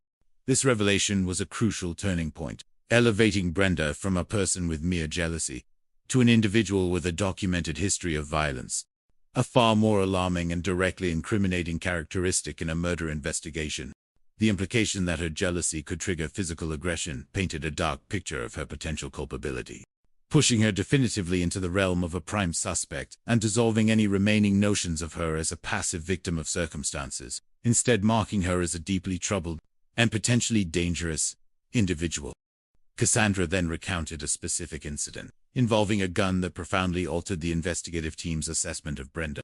Helen called me and told me that Daddy had to go to the hospital because he was cleaning his gun and he shot himself in the hand. That's what he told me. She said he's not going to tell the truth, but she said Brenda shot him. This sequence of revelations was deeply unsettling. The initial official narrative that Tommy shot himself in the hand while cleaning his gun was presented as a plausible, albeit unfortunate accident. However, Helen's stark counter-narrative, relayed through Cassandra, that he's not going to tell the truth, but she said Brenda shot him, immediately introduced a sinister twist. This direct accusation, alleging intentional harm from Brenda rather than an accidental injury, provided a chilling precursor to the current murder. This prior act of violence, deliberately concealed by Tommy but known to trusted individuals, established a pattern of aggressive behavior by Brenda, demonstrating her capacity for and previous execution of gun violence against Tommy. It served as a potent piece of corroborating evidence, fundamentally transforming her perceived character. The timing and context of this prior violent incident, occurring after the formal dissolution of their marriage, added further layers to the understanding of their tumultuous relationship. The gun incident happened after the divorce, maybe because she was mad, maybe they were going through something. Nobody actually know, because nobody was there with them. And my dad didn't tell the truth about the situation anyway. The fact that the gun incident happened after the divorce reinforced the idea that their separation did not bring peace, but perhaps intensified their conflicts, demonstrating an ongoing, volatile dynamic even after their formal split. The speculative reasons offered, maybe because she was mad, maybe they were going through something, acknowledged the intense emotional undercurrents that continued to bind and divide them. The poignant realization that nobody actually knew because nobody was there with them underscored the inherent difficulty in fully understanding the hidden complexities of intimate partner violence, often occurring behind closed doors. The final, damning admission, my dad didn't tell the truth about the situation anyway, definitively cemented the understanding that Tommy had actively concealed Brenda's violent act, perhaps out of fear, protection, or a desire to avoid further conflict. This crucial detail made Brenda a vastly more credible murder suspect. With the accumulation of these new and disturbing facts, Brenda Watson's status in the investigation solidified into that of a primary person of interest. So, with the information that we received, we now know that Brenda is a possible suspect. This definitive statement by the investigators marked a profound shift from their initial assumption of Brenda as a potential victim to her firm establishment as a possible suspect. The information that we received, particularly the history of violence involving a gun, provided the concrete justification for this recall. This meant that the full force of the investigation, including forensic analysis, financial tracking, and information gathering, would now be aggressively redirected towards Brenda, focusing on uncovering her direct involvement in Tommy's death. Her perceived role had fundamentally altered, guiding every subsequent step in the complex and painstaking pursuit of justice. Investigators became even more convinced of Brenda's direct involvement after the medical examiner's findings provided a precise time of death that directly conflicted with her alibi. Investigators become even more convinced of Brenda's involvement after the coroner determines Tommy died on June 20th, the same day she met with her lover, Eugene. The precise determination by the coroner that Tommy died on June 20th was a unassailable piece of forensic evidence. This date, established through scientific and medical means, directly contradicted Brenda's initial claim that she and Tommy were together in Fort Lauderdale on that very day, shattering her fabricated alibi beyond repair. The grim truth, that June 20th was the same day she met with her lover, Eugene, created an irrefutable nexus between Brenda, her illicit affair, and the confirmed time of Tommy's death, firmly establishing her presence in Lake City, thereby solidifying her direct involvement in the immediate circumstances surrounding the murder. This forensic fact removed all doubt regarding the deception and focused attention squarely on Brenda as the likely perpetrator. The mounting circumstantial and forensic evidence created an undeniable, damning narrative pointing directly to Brenda's culpability. The truck's missing. Brenda's gone. She's made contact with the family saying that Tommy was with her. We know that Tommy's not with her, that Tommy's actually the victim of a homicide. This concise summary highlighted the critical pieces of evidence now aligning against Brenda. The truck's missing, and Brenda's gone provided clear indicators of flight and theft, often associated with a guilty party. Her attempts to create a false alibi, claiming Tommy was with her in Fort Lauderdale, were now unequivocally disproven by the coroner's findings. The categorical certainty that we know that Tommy's not with her, that Tommy's actually the victim of a homicide, solidified Brenda's deception and underscored the gravity of her lies. This powerful accumulation of facts, contradictions, and physical evidence transformed Brenda from a suspect into a compelling figure of interest with strong indicators of her direct involvement in, or knowledge of, the murder. Hoping to definitively pinpoint Brenda's location and confirm her activities, detectives shifted their focus back to tracking her financial movements. Hoping to pinpoint Brenda's location, detectives obtained records of the withdrawals on Tommy's bank cards. This strategic move leveraged the undeniable trail left by financial transactions, a far more reliable source of information than potentially deceptive verbal accounts. The records of the withdrawals on Tommy's bank cards, were sought with a precise goal: to follow Brenda's money trail and verify her movements. Given that Tommy's wallet was missing and his cards were being used in Fort Lauderdale, these records were expected to offer critical insights into who was using them and where, and crucially, when. The financial data, now heavily scrutinized, represented a cold, hard ledger of movement that Brenda would find impossible to manipulate, allowing investigators to track her almost in real time and potentially narrow her elusive whereabouts. The meticulous examination of the bank records yielded a significant breakthrough, providing a visual confirmation that solidified Brenda's presence at the withdrawal locations. We've seen that there were some large ATM withdrawals headed to Fort Lauderdale. One of the ATMs obtained that Brenda did in fact use Tommy's card, and we got a still photo of her making a withdrawal. The large ATM withdrawals headed to Fort Lauderdale reinforced the geographical trajectory of the missing truck and the use of Tommy's funds. Crucially, the capture of a still photo of her making a withdrawal at one of these ATMs provided irrefutable visual evidence. This photographic confirmation directly linked Brenda to the unauthorized use of Tommy's bank card and definitively placed her at a specific location, validating the financial movements while simultaneously undermining her credibility, as she had denied being the only one involved. The photograph provided a concrete image of Brenda engaged in activities connected to Tommy's finances after his death, significantly strengthening the case against her. Tommy's bank records also revealed another crucial transaction, leading investigators to a new, highly incriminating piece of evidence, located closer to the crime scene. Tommy's bank records also reveal a purchase made at a Walmart store near the restaurant. Eugene told detectives he'd met Brenda Saturday morning. This transaction provided a critical geographical link back to Lake City, placing Brenda within the immediate vicinity of Tommy's home on the day of his death. The purchase made at a Walmart store near the restaurant, where Eugene claimed to have met Brenda, established a direct, undeniable connection between Brenda's confirmed presence in Lake City, a financial transaction, and the crucial time frame of Tommy's demise. This purchase, made from Tommy's funds, directly contradicted her Fort Lauderdale alibi, firmly planting her at the heart of the crime scene's local environment. The location of the Walmart transaction proved strategically vital, allowing detectives to retrieve visual evidence that held profound significance for the investigation. I traveled to the Walmart in Lake City to request the video and a receipt of the items purchased. When I arrived, they pulled up the video. It showed a black female and a black male. They purchased cleaning supplies. This systematic request for video and a receipt represented a meticulous follow-up to the financial record, seeking to visually corroborate the transaction. The footage indeed confirmed the purchase of cleaning supplies by a black female and a black male. The specific nature of the items, cleaning supplies, immediately raised a red flag, as such items are often purchased by perpetrators attempting to sanitize a crime scene and destroy evidence. This visual confirmation, combined with the incriminating nature of the purchases, now put two individuals, a man and a woman, physically at a store in Lake City, making suspicious purchases, just hours after Tommy Kellum's suspected death. Although the initial video footage provided a clear image of two individuals making the suspicious purchases, their identities remained somewhat obscured. The camera is too far away to identify the two individuals, but investigators spotted a damning piece of evidence in their shopping cart. While the distance of the camera prevented immediate facial recognition, the eagle-eyed investigators spotted a crucial, unmistakably incriminating item within their shopping cart.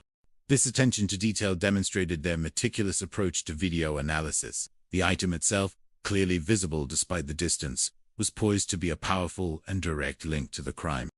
As they purchased a rug, it had a certain pattern to it, and I immediately recognized that pattern as the same as the rug that Tommy Kellum was wrapped up in. This immediate and definitive visual identification of the rug, specifically its certain pattern, served as an explosive, irrefutable piece of evidence. The profound realization that it was the same as the rug that Tommy Kellum was wrapped up in provided a chilling, direct, and undeniable link between Brenda, her male companion, the purchases, and the macabre wrapping of Tommy's body, transforming a circumstantial clue into a smoking gun that tightened the net around the perpetrators. To definitively identify Brenda and her male accomplice, Walmart security provided a closer perspective of the transaction. Walmart security provides additional footage from the register the couple used to check out. The closer angle enables detectives to identify the woman as Brenda.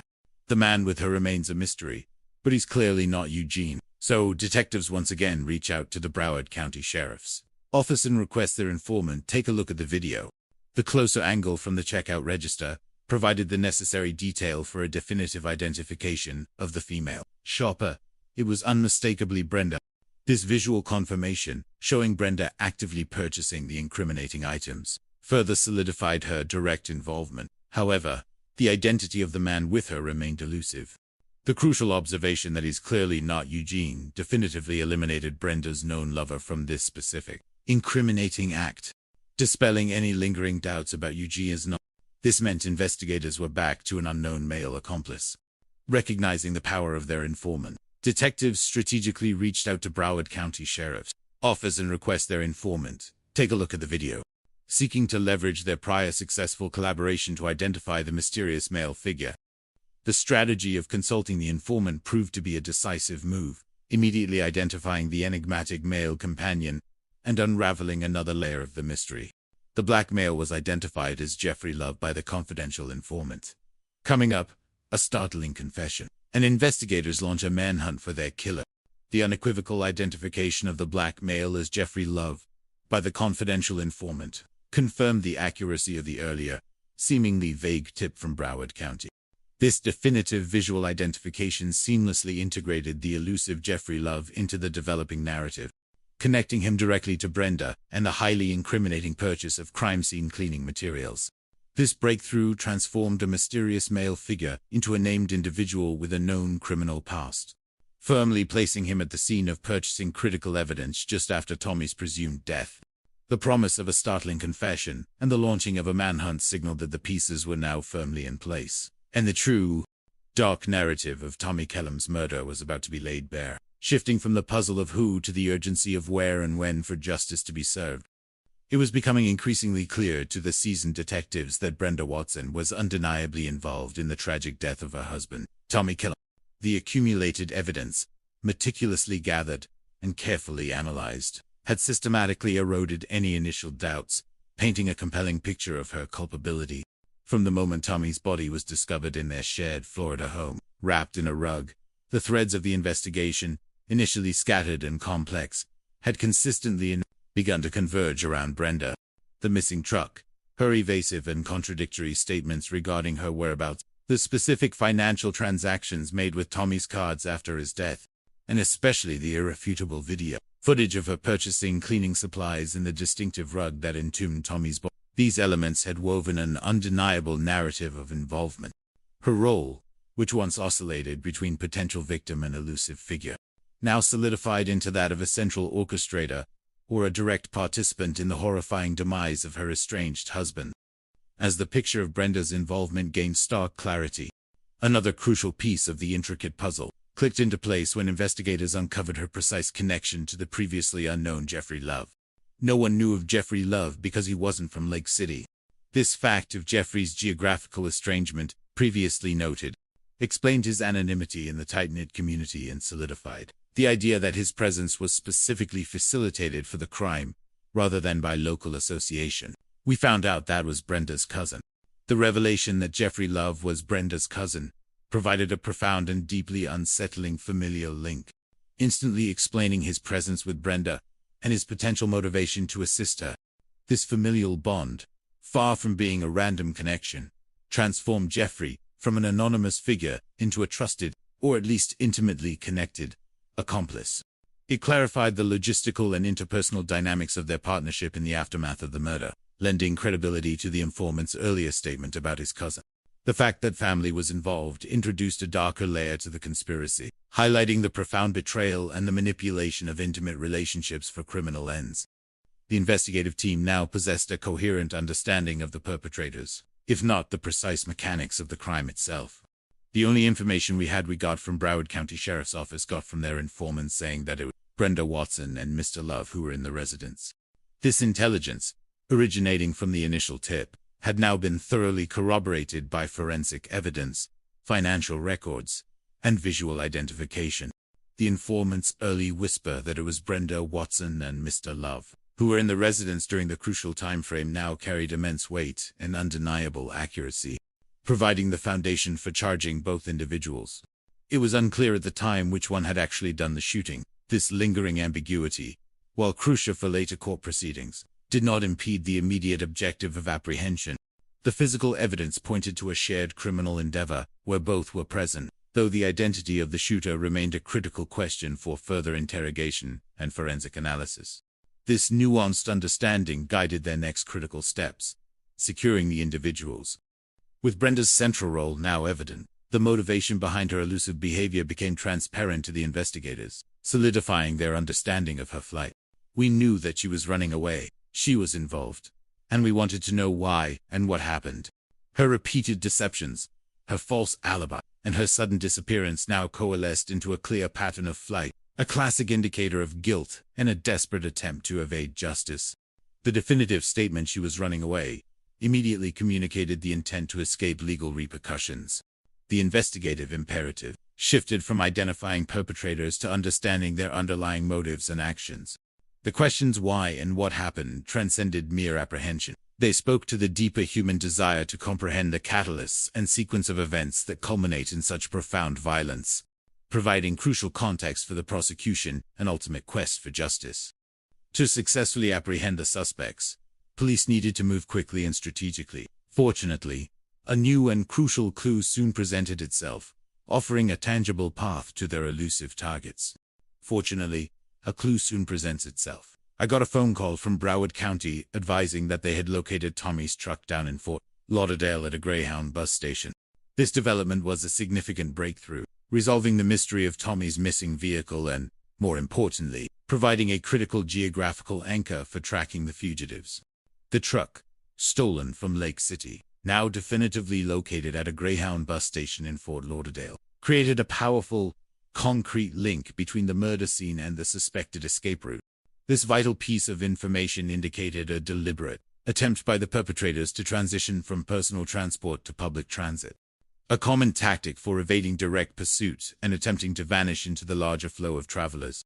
The discovery of the truck, therefore, served as a crucial waypoint in their urgent pursuit. Upon the retrieval of Tommy's truck, law enforcement immediately set about processing it for any additional forensic evidence. Detective Freedom went to Broward County to process the truck. Nothing significant was found inside the truck, but in the bed of the truck was the mop that Brenda purchased from Walmart here in Lake City. While the interior of the truck might have been forensically clean, the discovery of the mop in the truck's bed was an unexpected and highly significant find, providing yet another direct link to the crime. This was not just any mop. It was the specific mop that Brenda purchased from Walmart here in Lake City, as confirmed by the earlier video footage and receipt analysis.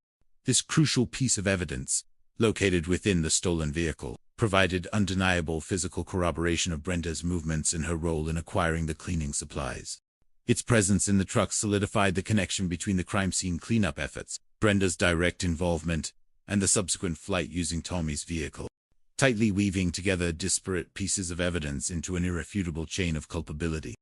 With the truck located and linked to the crime, the obvious next step for investigators was to utilize the technological resources available at the bus station to trace the suspect's movements.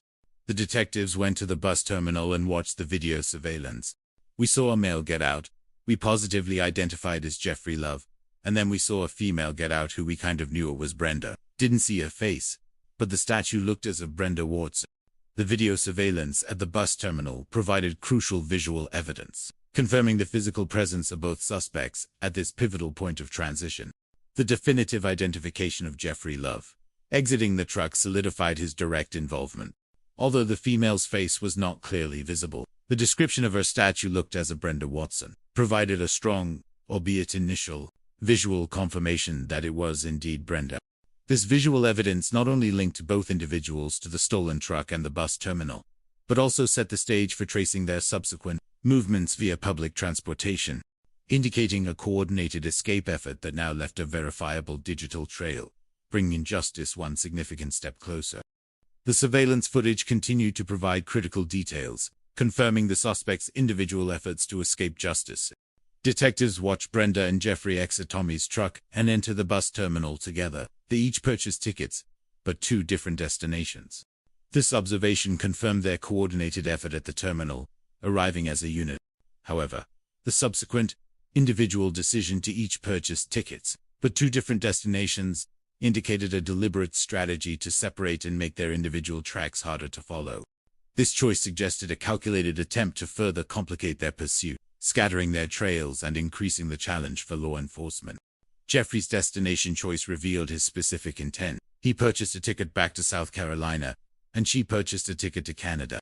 The choice of South Carolina for Jeffrey aligned with his known background, while Brenda's acquisition of a ticket to Canada clearly indicated a more desperate and audacious attempt to evade justice by crossing international borders, highlighting the extreme measures she was willing to take to disappear. Brenda's ambitious attempt to flee the country underscored the gravity of her perceived guilt and the urgency of her capture. She was trying to get out of the country. We were already behind. They had purchased the tickets on that Saturday, so they had already been on the road 3 days. Brenda's desperate desire to get out of the country confirmed her intent to escape international jurisdiction, presenting a significant challenge to law enforcement. The critical admission "we were already behind" highlighted the time advantage the suspects had gained. Having purchased the tickets on that Saturday and already been on the road 3 days meant they had a substantial head start. This temporal gap transformed the pursuit into a race against time, requiring rapid information sharing and cooperation to bridge the 3-day delay and intercept Brenda before she could reach an international border, making every passing hour critically important for the successful execution of the manhunt. While Brenda's bus was still actively in transit, Jeffrey's journey had already included a crucial stop, offering the investigative team a prime opportunity for apprehension. Brenda's bus is still en route, but Jeffrey's has already made a stop in his home state of South Carolina. We decided to go ahead and try to apprehend the male suspect, which was Jeffrey Love. This divergence in their travel plans presented a tactical advantage, while Brenda remained a moving target. Jeffrey had paused in a familiar location. The decision to apprehend the male suspect, which was Jeffrey Love, was a strategic choice, prioritizing the immediate capture of one confirmed accomplice, while the other was still in transit. Jeffrey's stop in his home state of South Carolina made him a more accessible target, reducing the logistical complexities of an apprehension. This strategic decision demonstrated an effective adaptation to the unfolding circumstances, aiming to secure one individual and potentially leverage their capture for further information about the broader conspiracy and Brenda's movements. To legally secure Jeffrey Love, the investigators followed proper protocol, ensuring the grounds for his apprehension were sound and justifiable.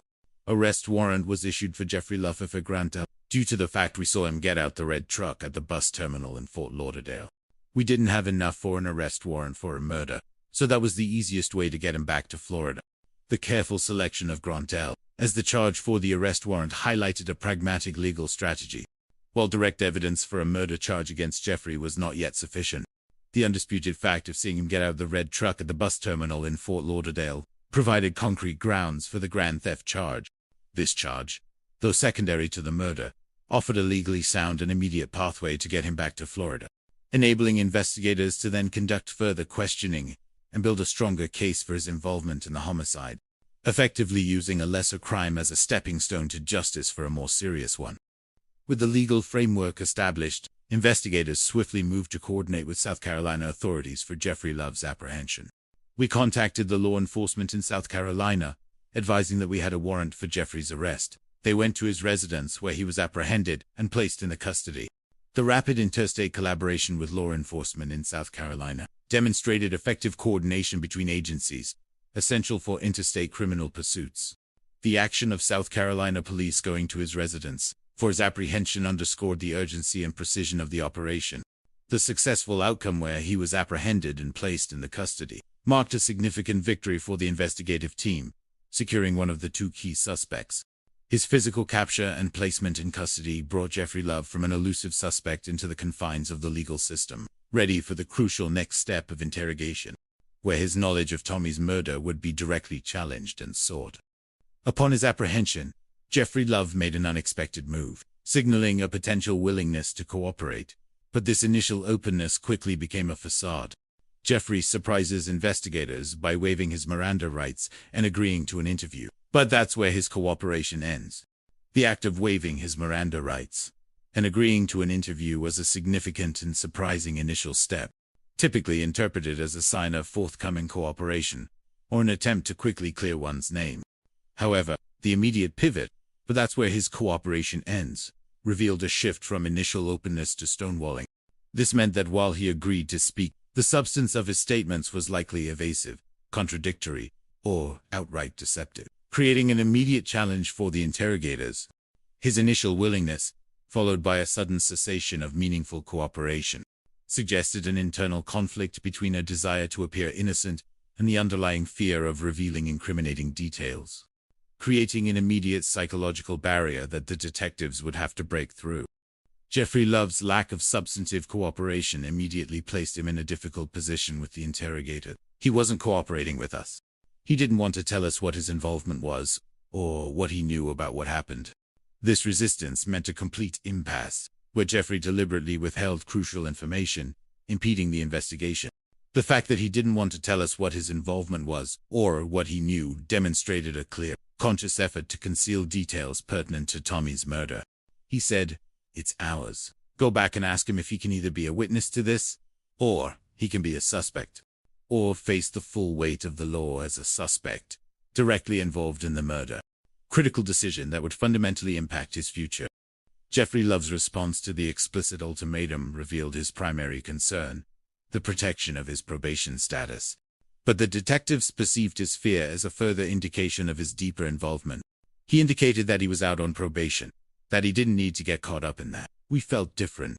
We felt that there was more that he knew than he was telling us, so we continued to hammer him.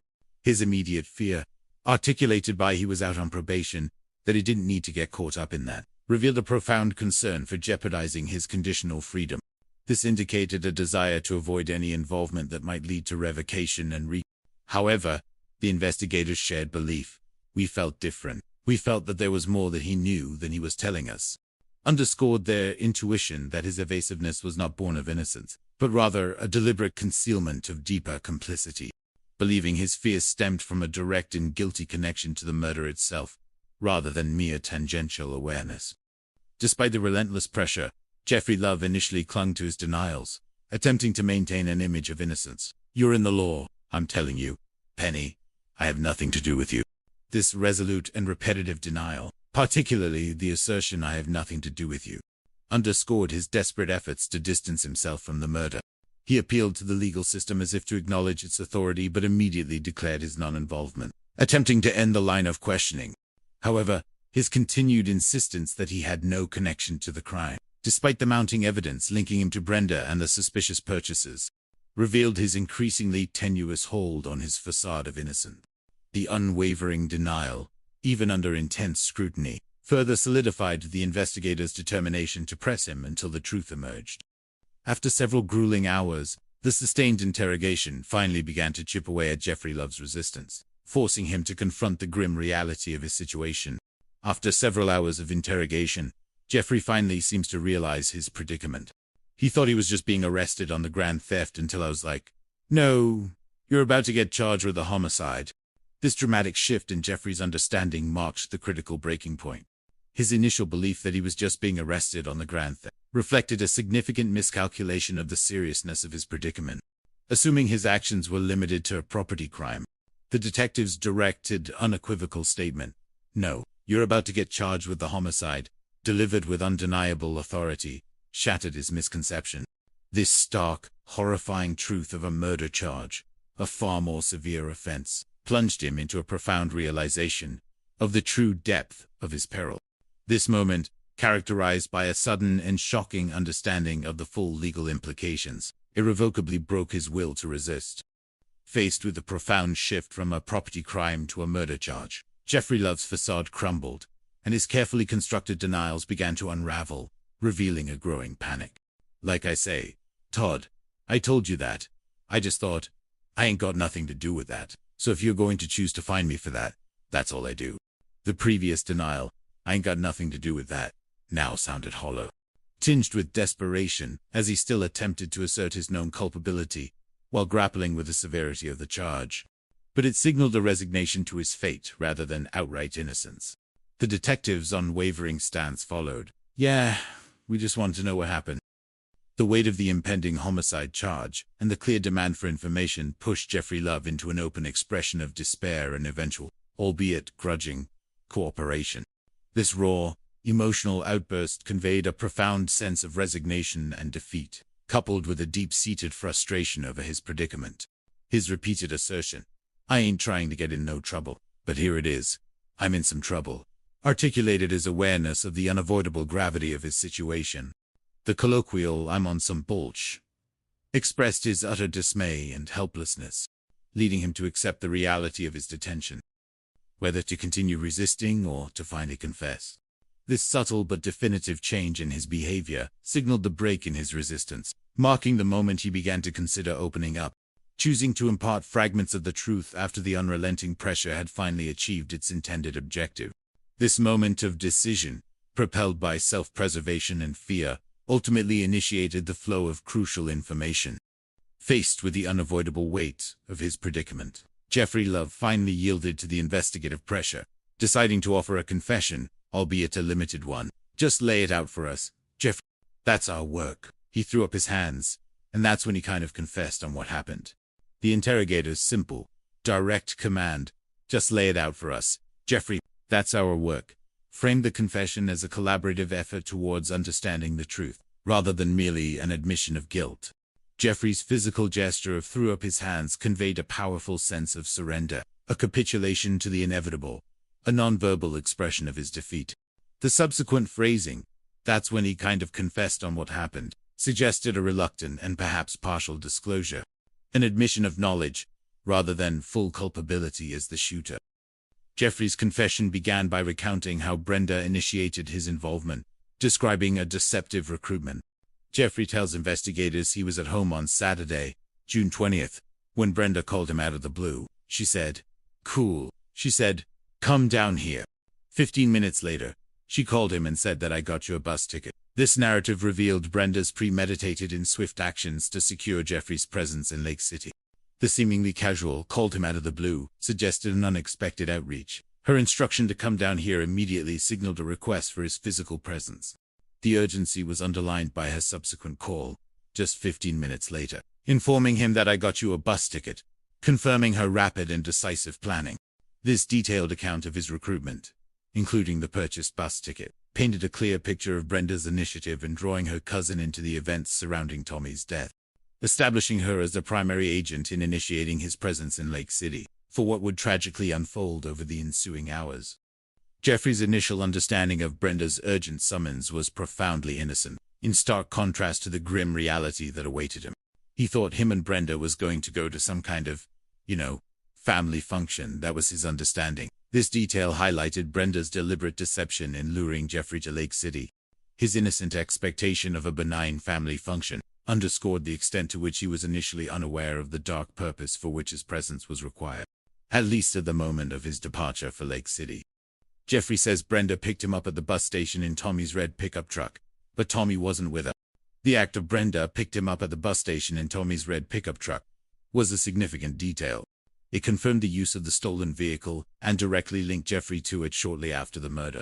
This absence should have triggered alarm, particularly when combined with Brenda's evasive behavior, even if Jeffrey claimed an initial ignorance, further implicating him by his subsequent actions and participation in the procurement of evidence. The confession continued to detail Brenda's purchases, which further established the chain of incriminating evidence involving Jeffrey directly in the aftermath. They went to Walmart, purchased cleaning supply, some trash bags, a throw rug. She purchased all this stuff. The question that didn't draw your attention to something, which should have, at the very least, raised profound questions within him. Brenda's purchase of crime scene cleanup supplies and a rug for body disposal was a flimsy excuse, one designed to deflect attention from his awareness of their sinister purpose.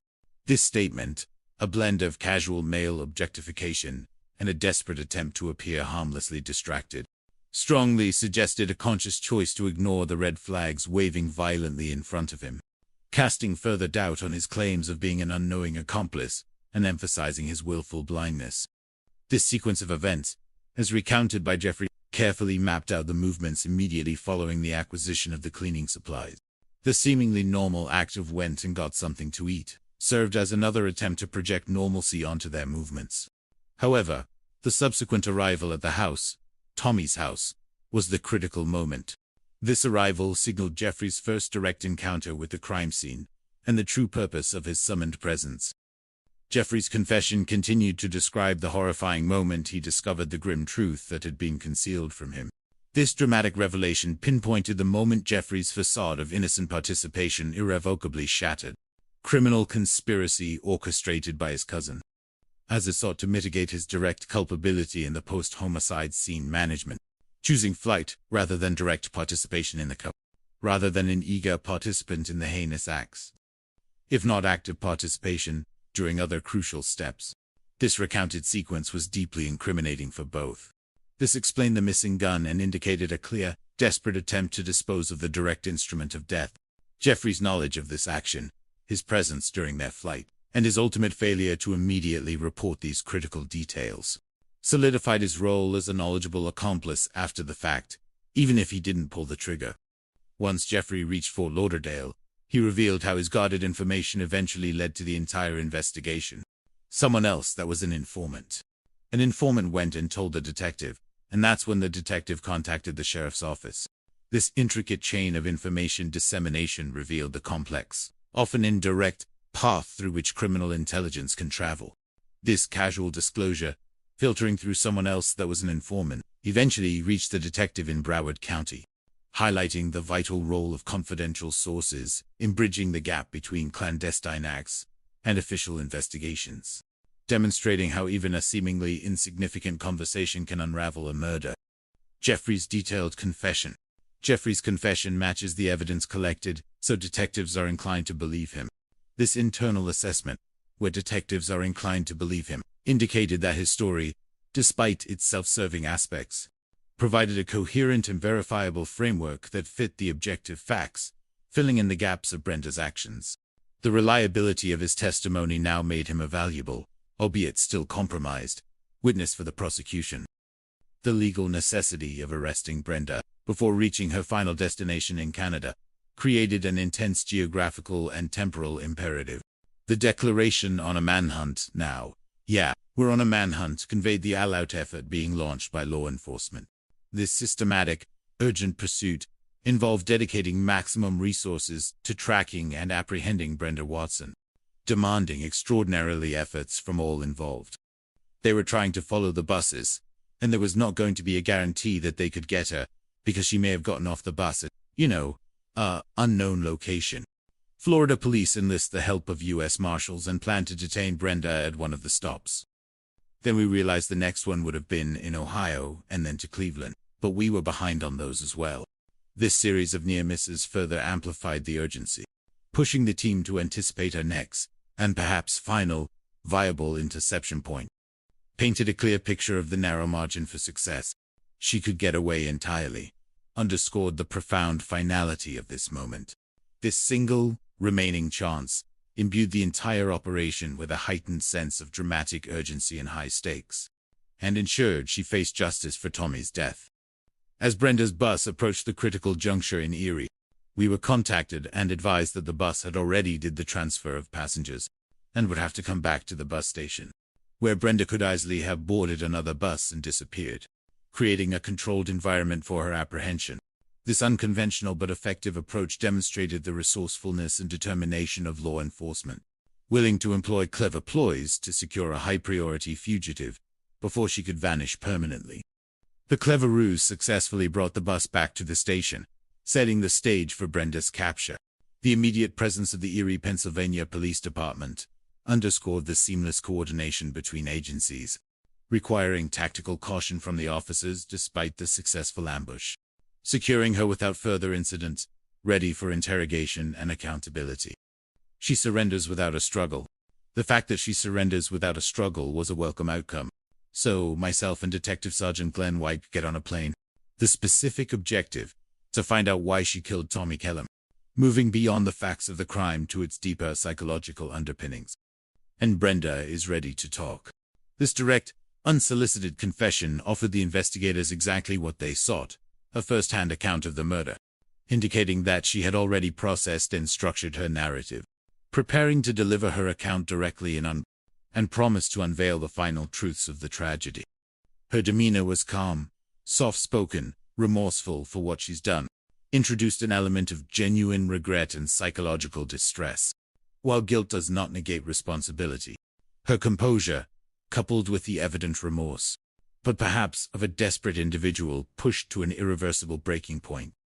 According to Brenda's own confession, the living situation with her ex-husband had reached a breaking point, permeated their shared domestic space, signaling an environment fraught with chronic stress and unresolved conflict. It presented the context for her desperation, indicating a profound and internal struggle that ultimately erupted in violence. Contributing to the breaking point in their relationship, the personal interpretation, I think that this began to set Brenda off, providing context for the destructive actions she was about to recount. Despite the turmoil and Tommy's perceived betrayals, she presented him with a solution to their problem.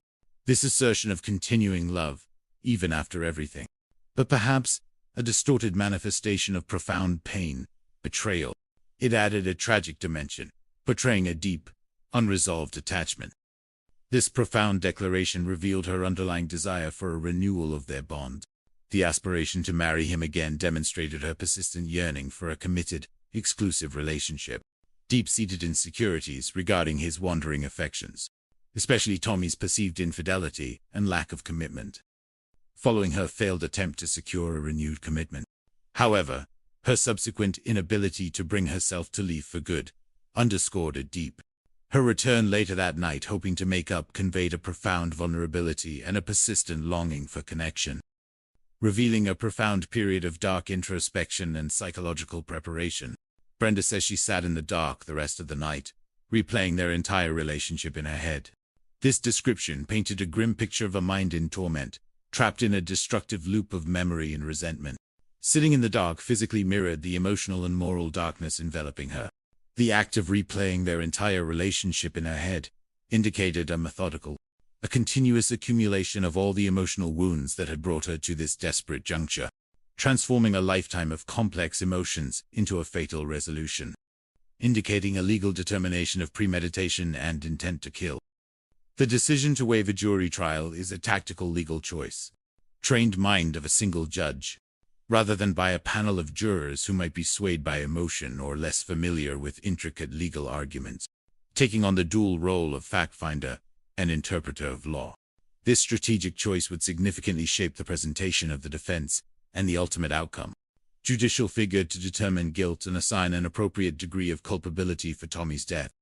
They wanted to paint a picture of my dad being this monster, but my dad was no monster, affecting her perception of immediate danger and justifying her actions as murder to a reactive act of self.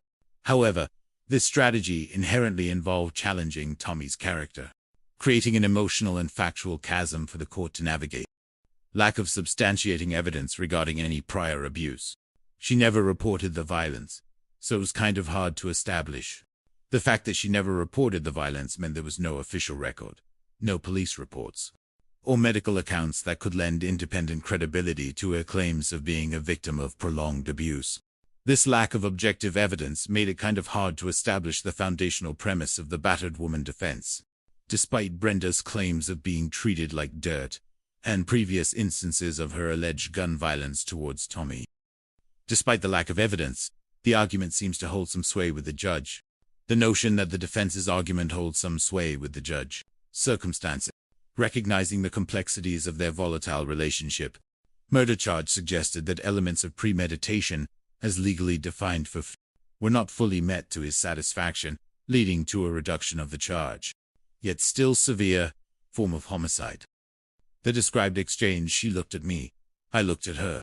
Unspoken communication of accusation, grief, and perhaps a lingering vestige of recognition. This silent, intense stare encapsulated the deeply personal impact of the judgment. In that intense, silent exchange in the courtroom, Tommy's family member offered a profound act of grace, demonstrating remarkable humanity amidst immense grief and the judicial finality of the sentence. The reiteration, "I forgive her," emphasized the sincerity of this difficult act of emotional healing, ensuring that while the heart might forgive, the scales of justice would still demand appropriate accountability. Allowing the family member to find peace without compromising the imperative of legal retribution for the murder of Tommy Keller was a poignant testament to the human spirit. Brenda should have found other places to go or other people to stay with. The assertion that Brenda should have found other places to go, pointing out that non-violent alternatives for resolving her domestic difficulties were readily available to her. The clear statement that she wasn't under lock and key, firmly placing the responsibility for her choices and their horrific outcomes squarely upon her shoulders, unequivocally framing the act as a deliberate choice rather than an unavoidable tragedy, rippling through multiple generations and fracturing the lives of many. This poignant articulation of collective suffering conveyed the expansive and devastating impact of a single act of violence. The phrase, "We lost my father," spoke to the direct, irreplaceable void left in Tommy's immediate family, yet equally painful consequences of Brenda's incarceration on her own offspring, turning them into victims of her choices, diminishing the lives of everyone touched by its dark and senseless origins, leaving an indelible mark on all involved. Particularly the invaluable lessons he imparted during his life. She may have killed him in the flesh, but the lessons that we were taught, this powerful concluding sentiment offered a profound statement of resilience and the triumph of spirit over physical demise. The stark truth that she may have killed him in the flesh acknowledged the undeniable physical reality of the murder, but immediately contrasted it with the enduring spiritual and moral presence of Tommy Kelly. The list of cherished lessons, how to love, being independent, asserting that, while his physical presence was extinguished by violence, his legacy, forever inspiring the triumph of good over evil, a lasting testament to his impact that even death could not diminish.